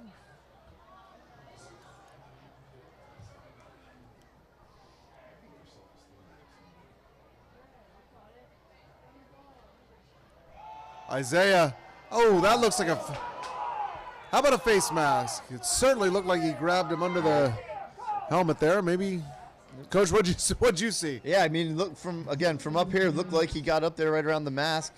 Maybe he didn't have a hold of the mask and just had it up in the up in the neck area, but from up here, definitely looked like he had a hold of the mask. But again, two good runs right there for Isaiah Zimmerman on getting the 1st down.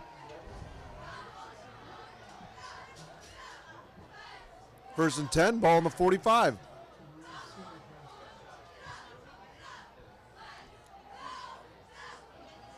Custer back to pass, time, throws it. Oh, just past the outstretched hands of Warren Avage.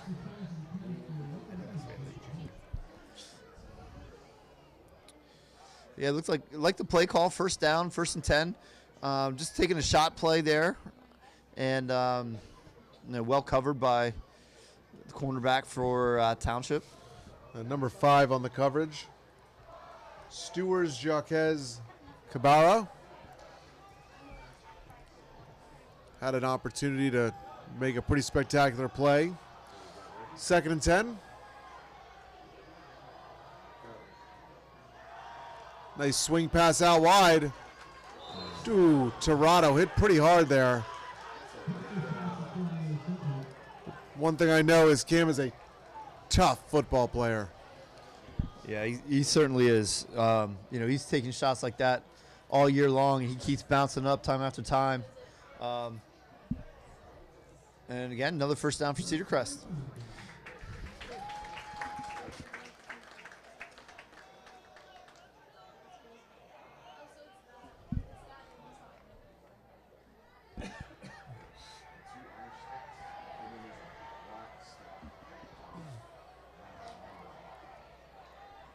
First and 10, ball on our own, or the Township 45. Zimmerman, another nice run.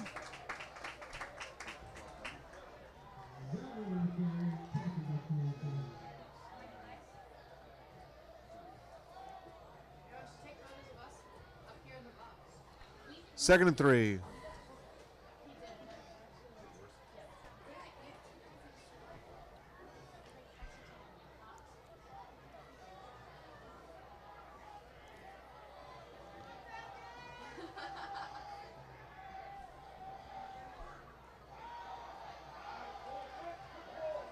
Custer pulls it down.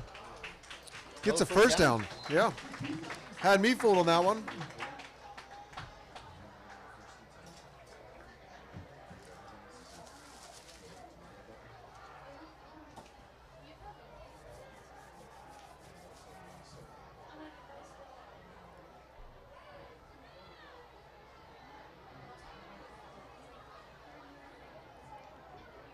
First and 10, Falcons ball on the 32 of the Blue Streaks.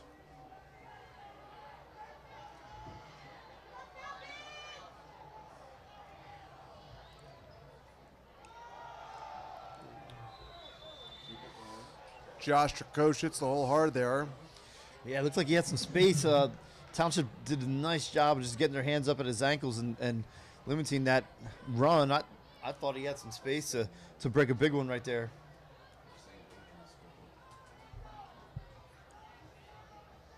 Second and 8.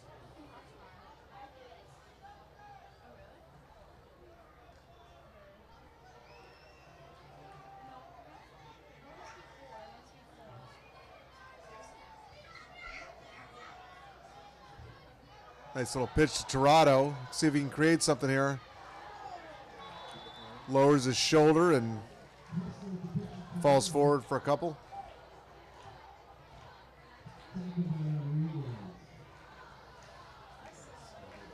Nice tackle in the perimeter by number 22, Don Rodriguez.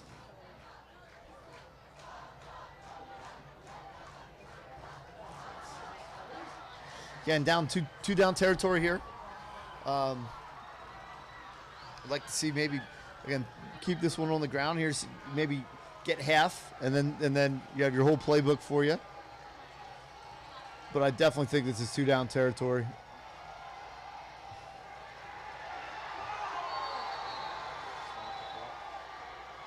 Custer, the keeper, is getting thrown backwards.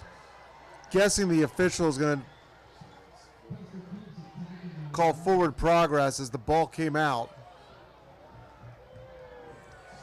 Coach Logan Horn, the offensive coach on the field, is telling the offense to stay on. I think that's probably a wise decision at this point. Yeah, I think you have to. Again, you don't know how many more possessions you're going to get. You're already down 3 scores. So you're inside the 30-yard line, so you need to make sure, give yourselves an opportunity here to convert this 4th down. Custer back. Get up. Oh, it's going to be really close. It's going to be really close. Zimmerman caught it, made the first guy miss. We need a generous spot. Give us a home crowd spot, would you?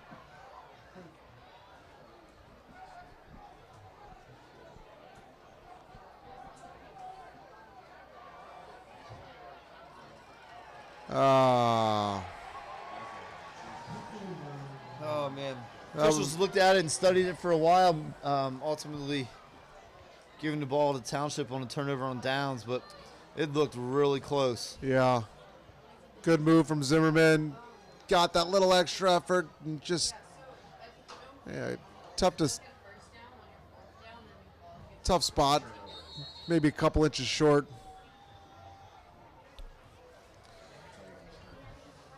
I like the effort, Coach. I like the going for it. I like the play call, and we got one of our better athletes on some space, and just came up a little short.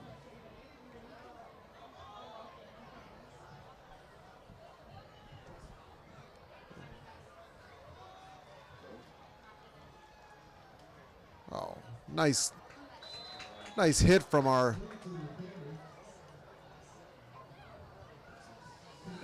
defensive back there, number 5. Luke Oriole comes up and makes a nice tackle.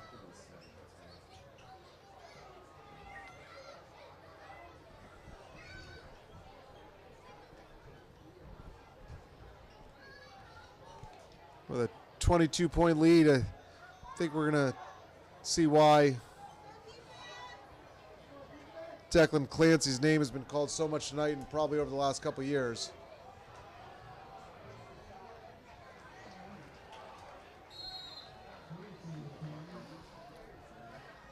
Nice job by Cedar Crest swimming to the ball. Looks like they're going to be short. Brings up a third down. This would be a huge 3 and out if we could somehow keep the Blue Streaks from getting a first down.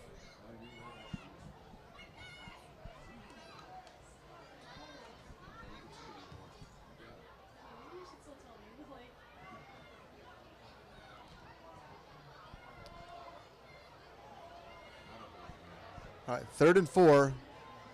2 wide receivers to both sides. It's incomplete. There you go. Big stop. They have to punt the ball. Yep. Well, Wester's pass to number 17, Morales. Incomplete. Officials timeout.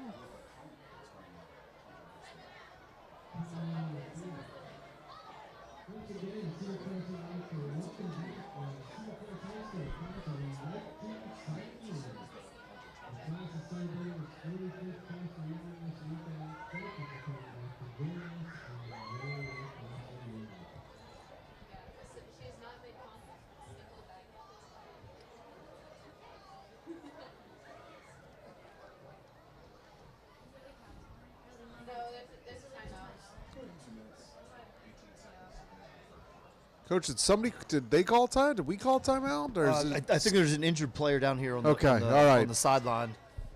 Looks like just some cramps. Thank goodness. Never want to see any injuries.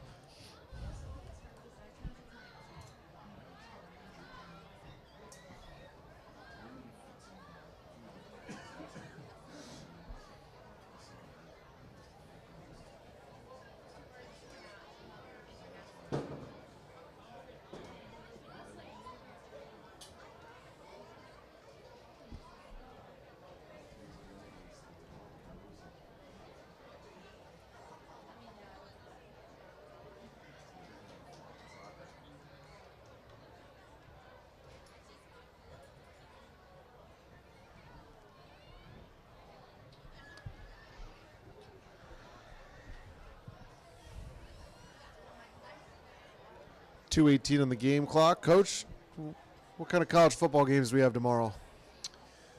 Oh, man. Not a great slate, I wouldn't say. I know Penn State, UCLA, Ohio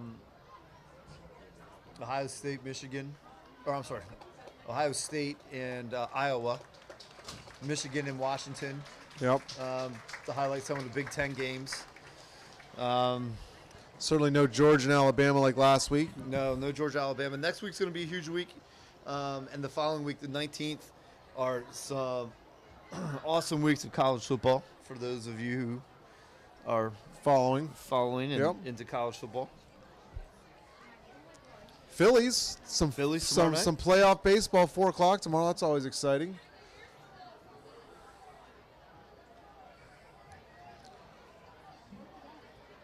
Did not get selected in the Phillies ticket lottery this year. Was hoping to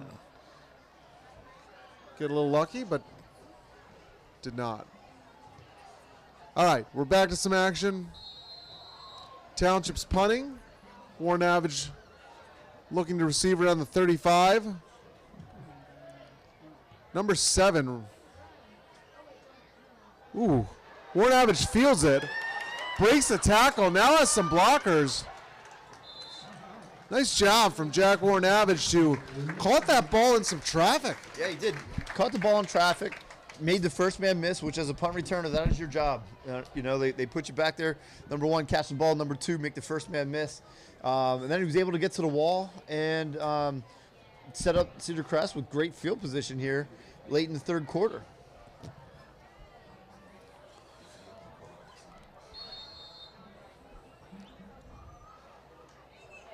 Nice drive from the Falcons on their opening possession. They just weren't able to come away with points. Again, a 5 wide receiver set, 2 to the near side, 3 to the far side. Custer, oh my gosh. Number 51 comes in from the blind side. Thomas Capizzi. Pretty hard hit there. Yeah, it was. Certainly didn't look like that hit in the NFL is flagged regularly. Yeah. I mean, you could even hear the helmet to helmet up here, Yep. and it looked like he got it from both sides a little bit right there. Initial hit being from the front side, which I think knocked him back into the rusher on the backside. Yeah. Certainly, probably the push back pushed him into the tackler.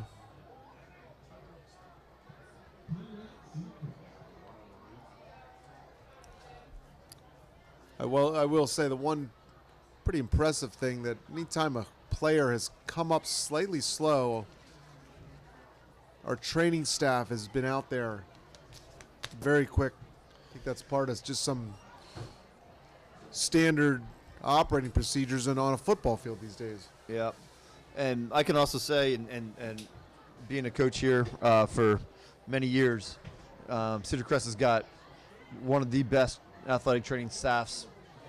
Coach Seldenbridge just does a fantastic job treating our athletes when they're injured and getting them back healthy and ready to compete again.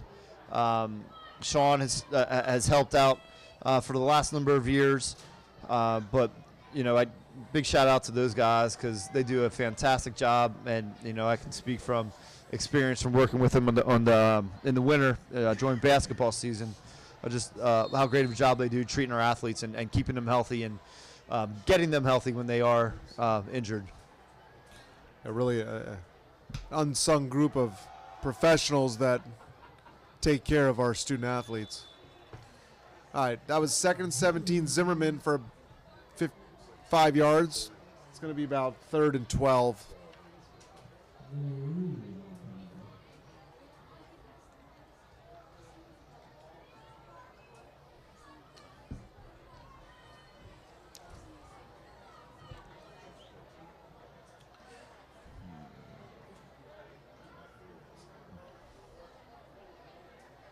Again, it's getting close to 2-down territory here. Again, down 3 scores, entering the 4th quarter.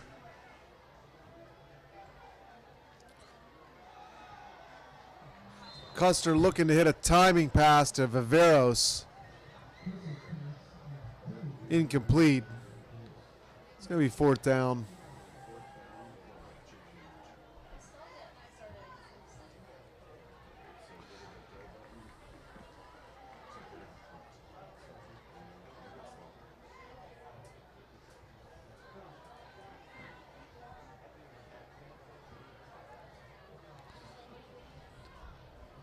Township has put on a tremendous amount of pressure on our punter tonight, but this time they looking to block. Takes a Cedar Crest bounce and is down around the 5-yard line. Yeah, nice shot by Eli Beard, again pinning Township back deep inside the 10.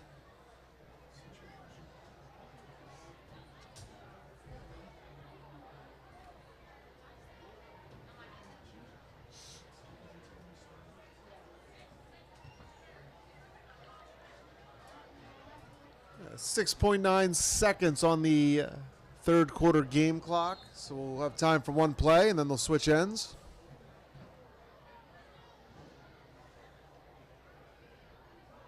Township with a 5 wide receiver set here. Still hands it off to Clancy for a 1st down.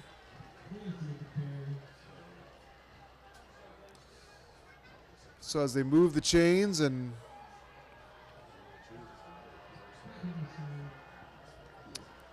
that's the end of the 3rd quarter with the score Manheim Township 35, Cedar Crest 13. Again, tonight's live stream is brought to you and proudly presented by Lebanon Federal Credit Union. Since 1979, proudly serving Lebanon County. Join us today and become a member. They got plenty of those Mac machines out there. ATMs. Heisey's Diner, where you can savor a delicious meal at unbelievable prices. Unbeatable prices. Discover why the food is finer at Heisey's Diner. Listen, I just don't talk about Heisey's Diner. I had a longtime listener, watcher, send in the current Heisey's Diner menu. Hamburger, $3. California hamburger, $3.25. Bacon burger, $3.35. Old-fashioned hot dog, $1.90. It's unbelievable. You want to fancy it up? I know they got a shrimp basket. Mr. Fulkerson used to get those all the time. Can't confirm where the shrimp's from. I don't believe it's from Lions Lake. I do believe it's fresh from the Atlantic.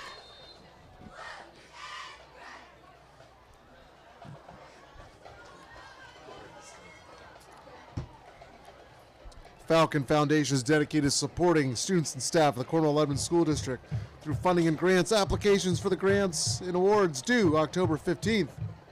Golf tournament tomorrow. Iron Valley.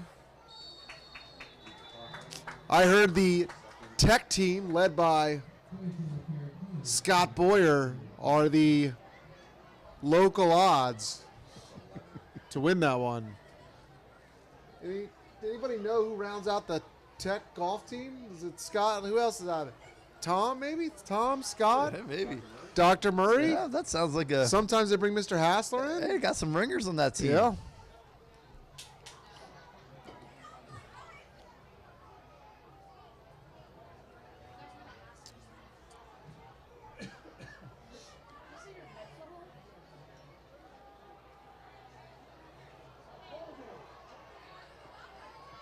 Oh, wow.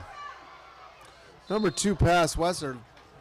Thought he was going to go to number 11 streaking down the sideline, and number 10, Haberbosch, coming across, made the catch.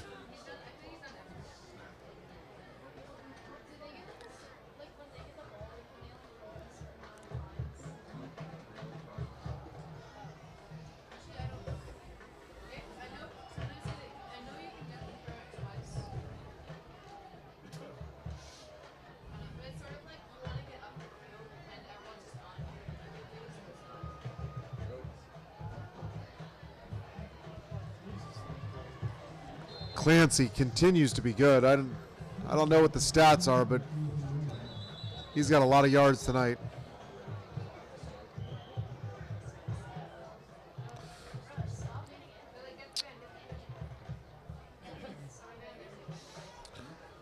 Officials timeout on the field.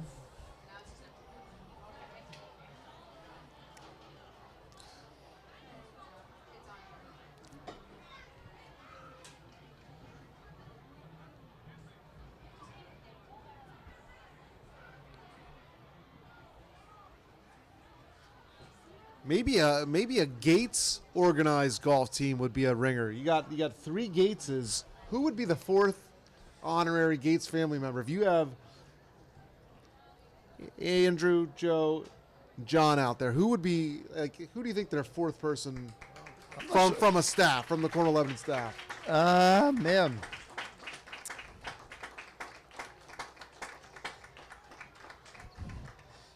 They need someone, I think, that could probably hit it pretty far. It seemed like maybe some finesse golfers. We need someone that can really hit the a ball. long hitter. I don't know. Custer would be a good 4th to that. That would be a good coach. Coach Isaac Custer would be a good 4th.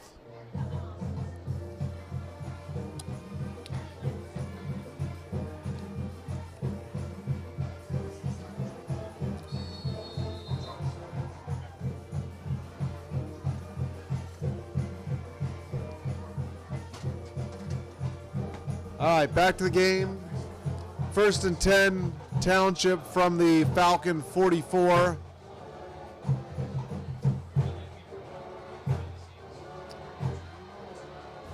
Clancy for 20 yards.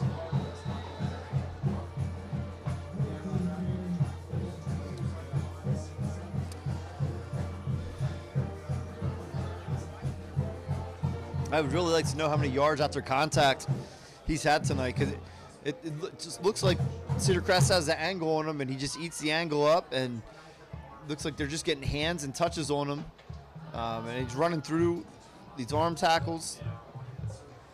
Just a real nice, solid running back.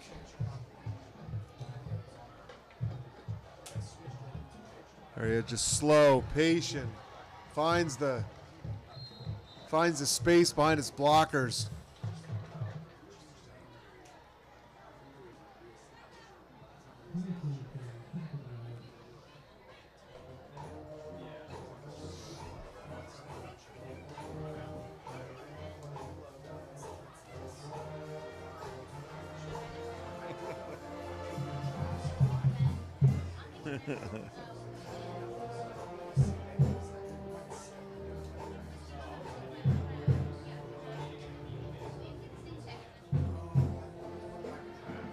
Clancy down to the 1.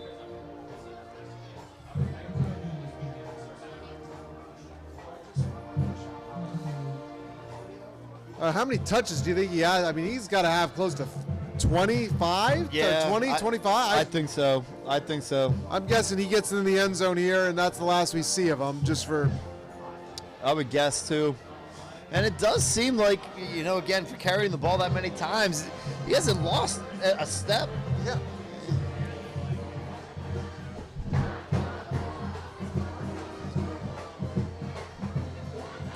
Looks like a jumbo package. Ball's on the ground. A little extracurricular in the backfield.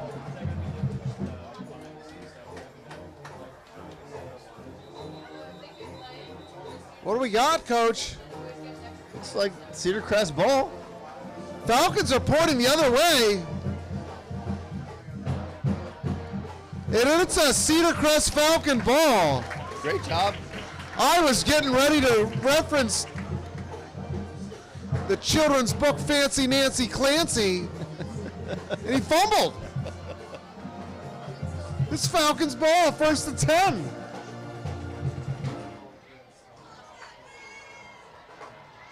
That was a heck of a stick by the first defender there. I didn't get his number, Coach. I didn't see it either. And again, great job tackling the ball inside the red zone again, forcing another turnover inside the 5-yard line. Supposed to put 9-12 on the clock.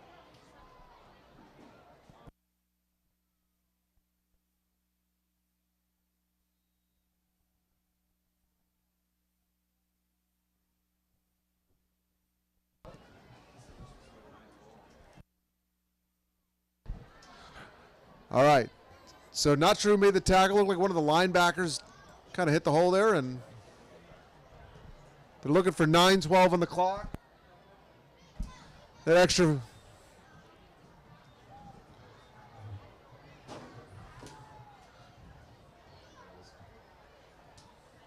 Okay, that extra 5 seconds the officials demanded could be the difference in tonight's game. So we'll hope that 5 seconds comes in handy for the Falcons.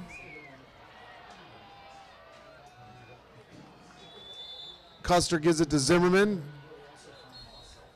trying to get away from the end zone. That's a heck of a stop from the defense, Coach. Yeah, and I'll tell you, it's one thing to see these guys, still competing down 3 scores inside. Things just not looking good. Ball hasn't been bouncing our way tonight, and creating a turnover inside the 5-yard line. Yeah, I mean the defense has created 2 turnovers inside the 5. That's, I mean, when you think about it that way, this game could be really not close. You're right. Yeah.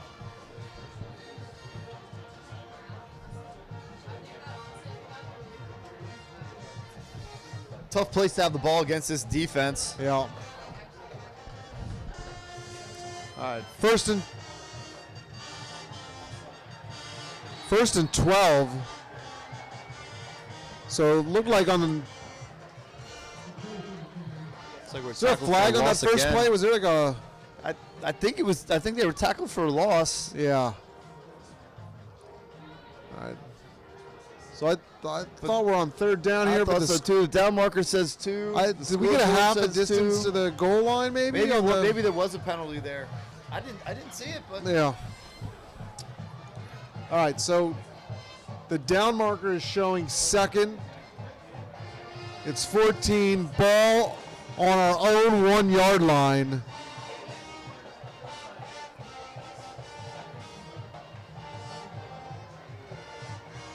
Nice job by Custer to get it back to the 4. It's going to be 3rd and 12. Officials calling for a timeout. Not sure.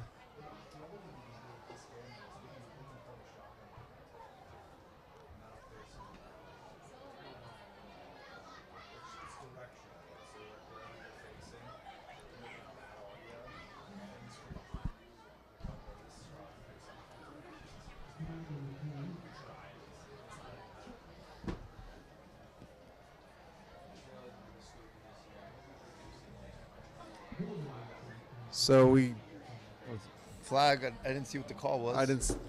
I saw somebody declined it. Yep. Township declined it, so it is going to be third down. So certainly less penalties tonight, but can we get our high school officials a microphone? Yeah. Do we have the technology to pipe them into the? Probably not yet. Probably costs extra.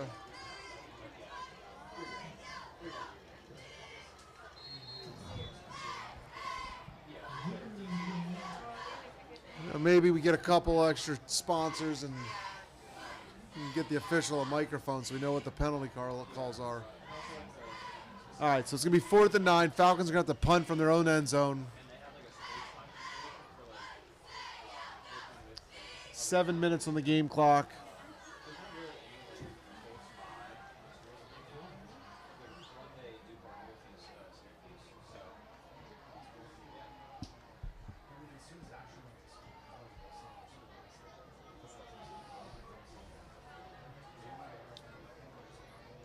Eli Beard. Nice punt. That is almost a 60-yard punt, fielded going backwards at the 45. Morales gets a couple blocks.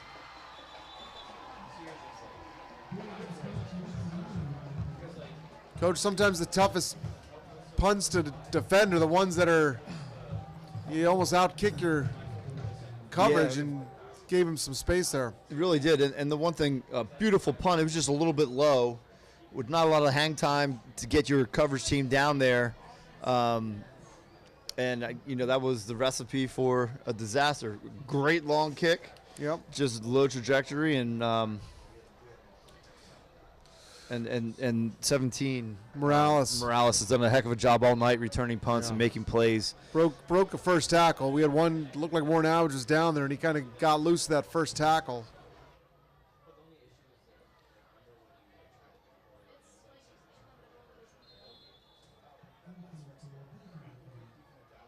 Clancy.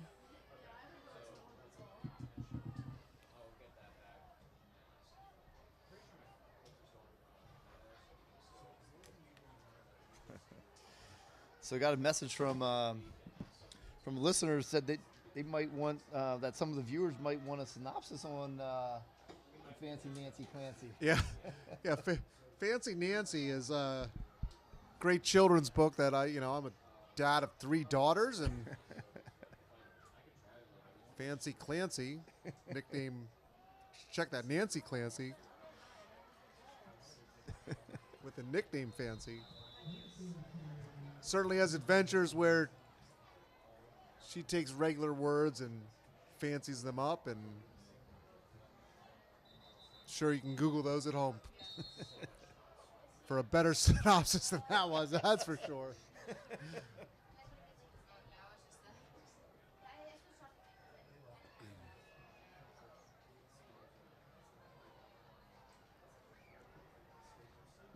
I will say Declan has been anything but fancy, just a powerhouse of running tonight. He really has been. I'll tell you what, his balance, his low center of gravity, just really fun to watch. Yeah. Again, you'd understand after watching him tonight why he is the leading rusher in the history of Manheim Township football. And watching him on defense too, just plays a tough linebacker. Clearly just a tough-nosed kid, man, and he was fun to watch tonight. Guess he'd have an opportunity to play at the next level. Not sure where that young man is, what his plans are for next year, but can only imagine that if he'd like to, there's a team that would appreciate his services. Yeah, absolutely, and I think probably for him it's going to come down to what side of the ball does he want to play on, because he's a talented running back. And equally as talented on the defensive side of the ball as well. I think he'll have his opportunities, and again, probably get the choice of what side of the ball to play on.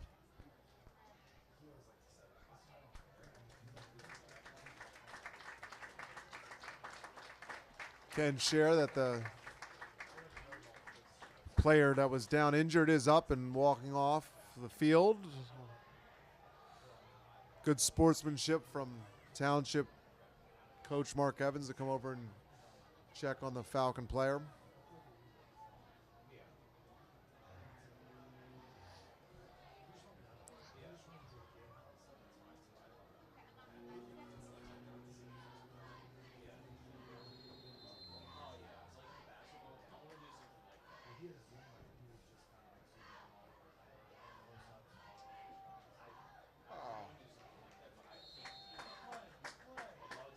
Number 12, Julius Santana. Tackle in the backfield. It looked like Township was trying to run that slow read option, and Cedar Crest was able to get in the backfield and blow it up, and giving Township a second and goal from the 12, 13-yard line.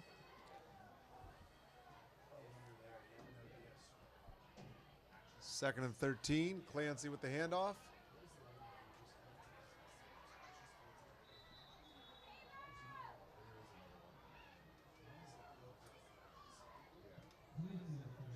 Tackled by number 53, Wyatt Fox.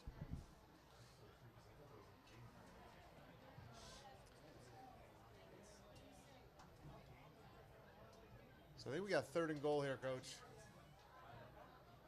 4:37 on the game clock.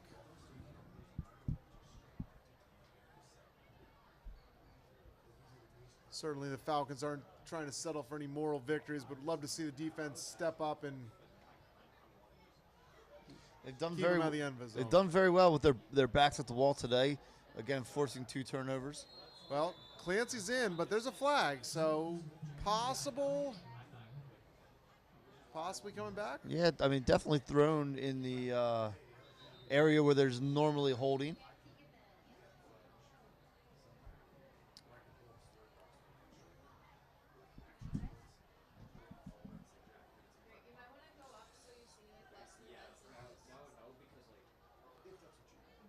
Shout out to the Falcon Nation out there. They fill in the student section again.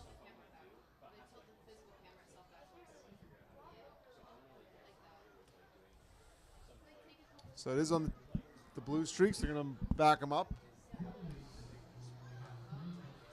Coach, we got any former Falcons playing college football tomorrow? We got a couple guys at LVC.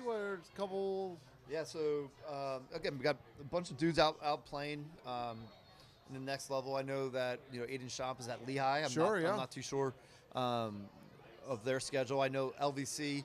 Owen Chernich is at LVC. He is on a bye week tomorrow. I actually was able to run into him at halftime tonight. It's always great to see him coming back and great to catch up with him. Fernando Marquez is playing at IUP. Yep. Again, not too sure who they're playing tomorrow.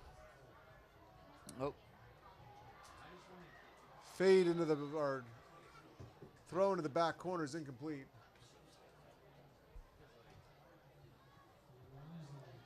So it looks like, again, Cedar Crest has done a nice job again inside the red zone, getting the stop. I mean, of course, the penalty helped out a little bit right there, but certainly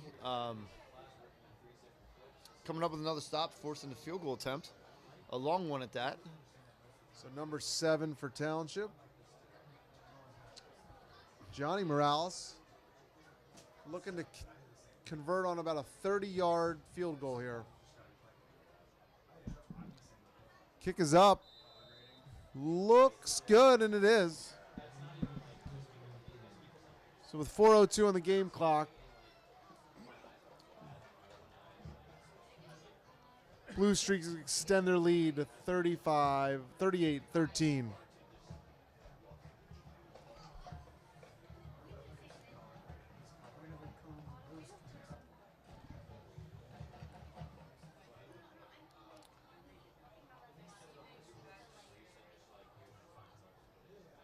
Coach, this is when I think I'm obligated to say that the general Township football team should always thank Cedar Crest for allowing, or probably Cedar Crest really taught Coach Mark Evans and Coach offensive coordinator Andy Payne probably most of the things they know to take to Township. Can you comment on that? Yeah, absolutely. Again, a lot of Cedar Crest ties over there on the sidelines. Coach Mark Evans was a great player here back in the 80s. And then, of course, Andy Payne, really good friend of mine, my teammate, best friend in high school in the late 90s, is the head coach and offense coordinator over there. So been doing a great job. So hate to say it, but they're doing a great job over there. And They are. Yeah, certainly.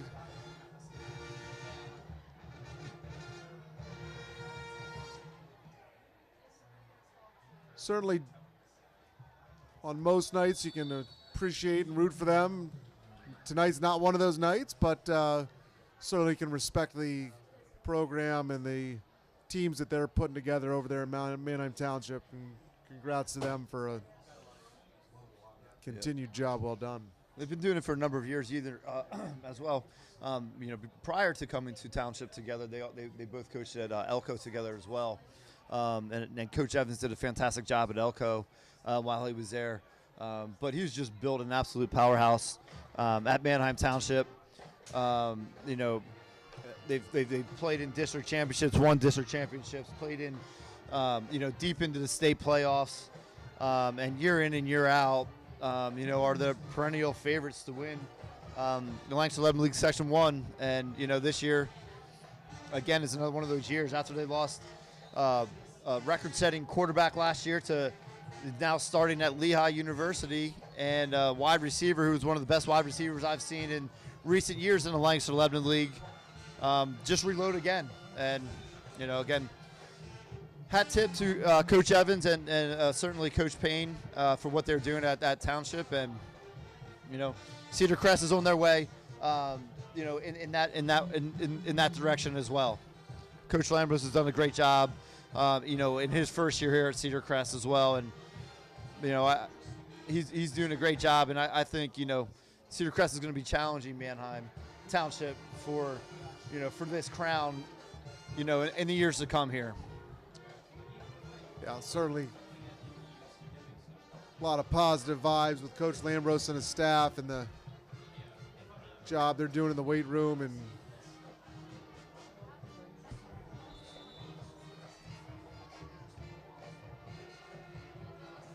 Coach Travis Dresch doing a great job with not just the football squad, but all of our athletes, and really getting the weight room just cooking out there. 2:44 on the game clock. I think we're at the point where we're trying to keep the ball on the ground and get to next week as healthy as possible. Who do we have next week, Coach? I think next week we're on the road at McCaskey.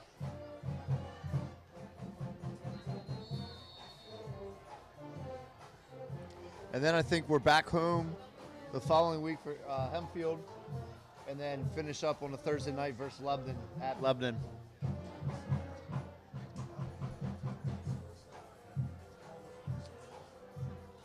Yeah, thank you to the band. It was senior band night tonight. Thank you to all the band members that do a nice job of providing a tremendous atmosphere out here for our fans and students. And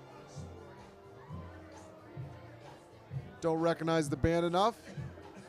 And if I haven't done it yet, big thank you to the Cedar Crest High School live stream team, the absolute best in the business. It is not up for discussion.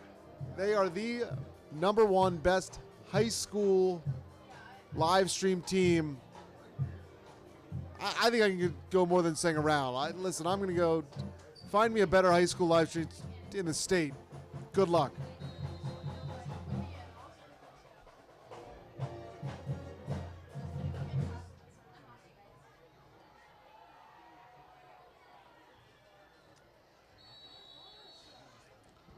RJ Young in a quarterback, hands off.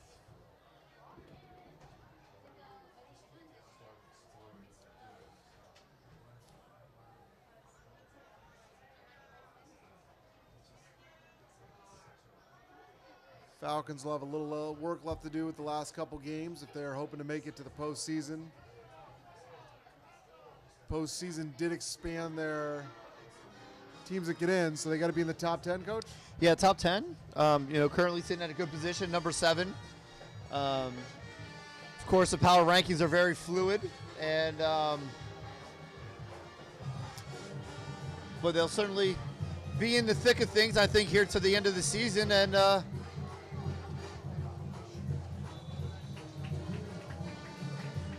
Morales on the return there with 1:24 on the clock. I'm guessing victory formation for the Blue Streaks. That would certainly be fun to see the Falcons in postseason play.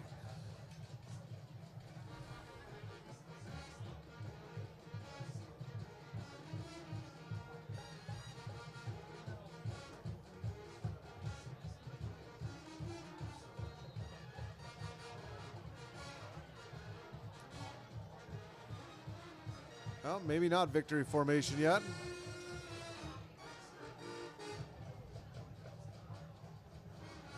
Just a hand off to number 6.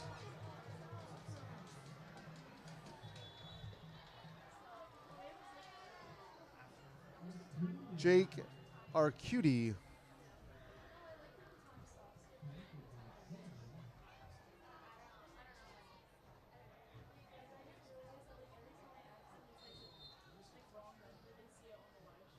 Clock continues to run, 1 minute and 10 seconds.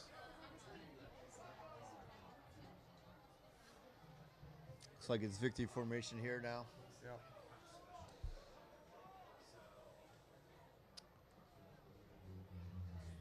So we'll need one more kneel down, and then we can call this game an official wrap. Again, thanks to our sponsors, Lebanon Federal Credit Union, Heisey's Diner, the Falcon Foundation. Another beautiful night in South Lebanon. Unfortunately, Blue Streaks take this one 38-13. We'll be back in 2 weeks for our final broadcast. Thanks to the live stream team under the direction of Mr. Hassler, Mr. Moyer. We'll be back in 2 weeks. Travel home safely. Coach, great job again tonight. Thanks. Thank you. Well done. Thanks for tuning in at home. Have a great weekend.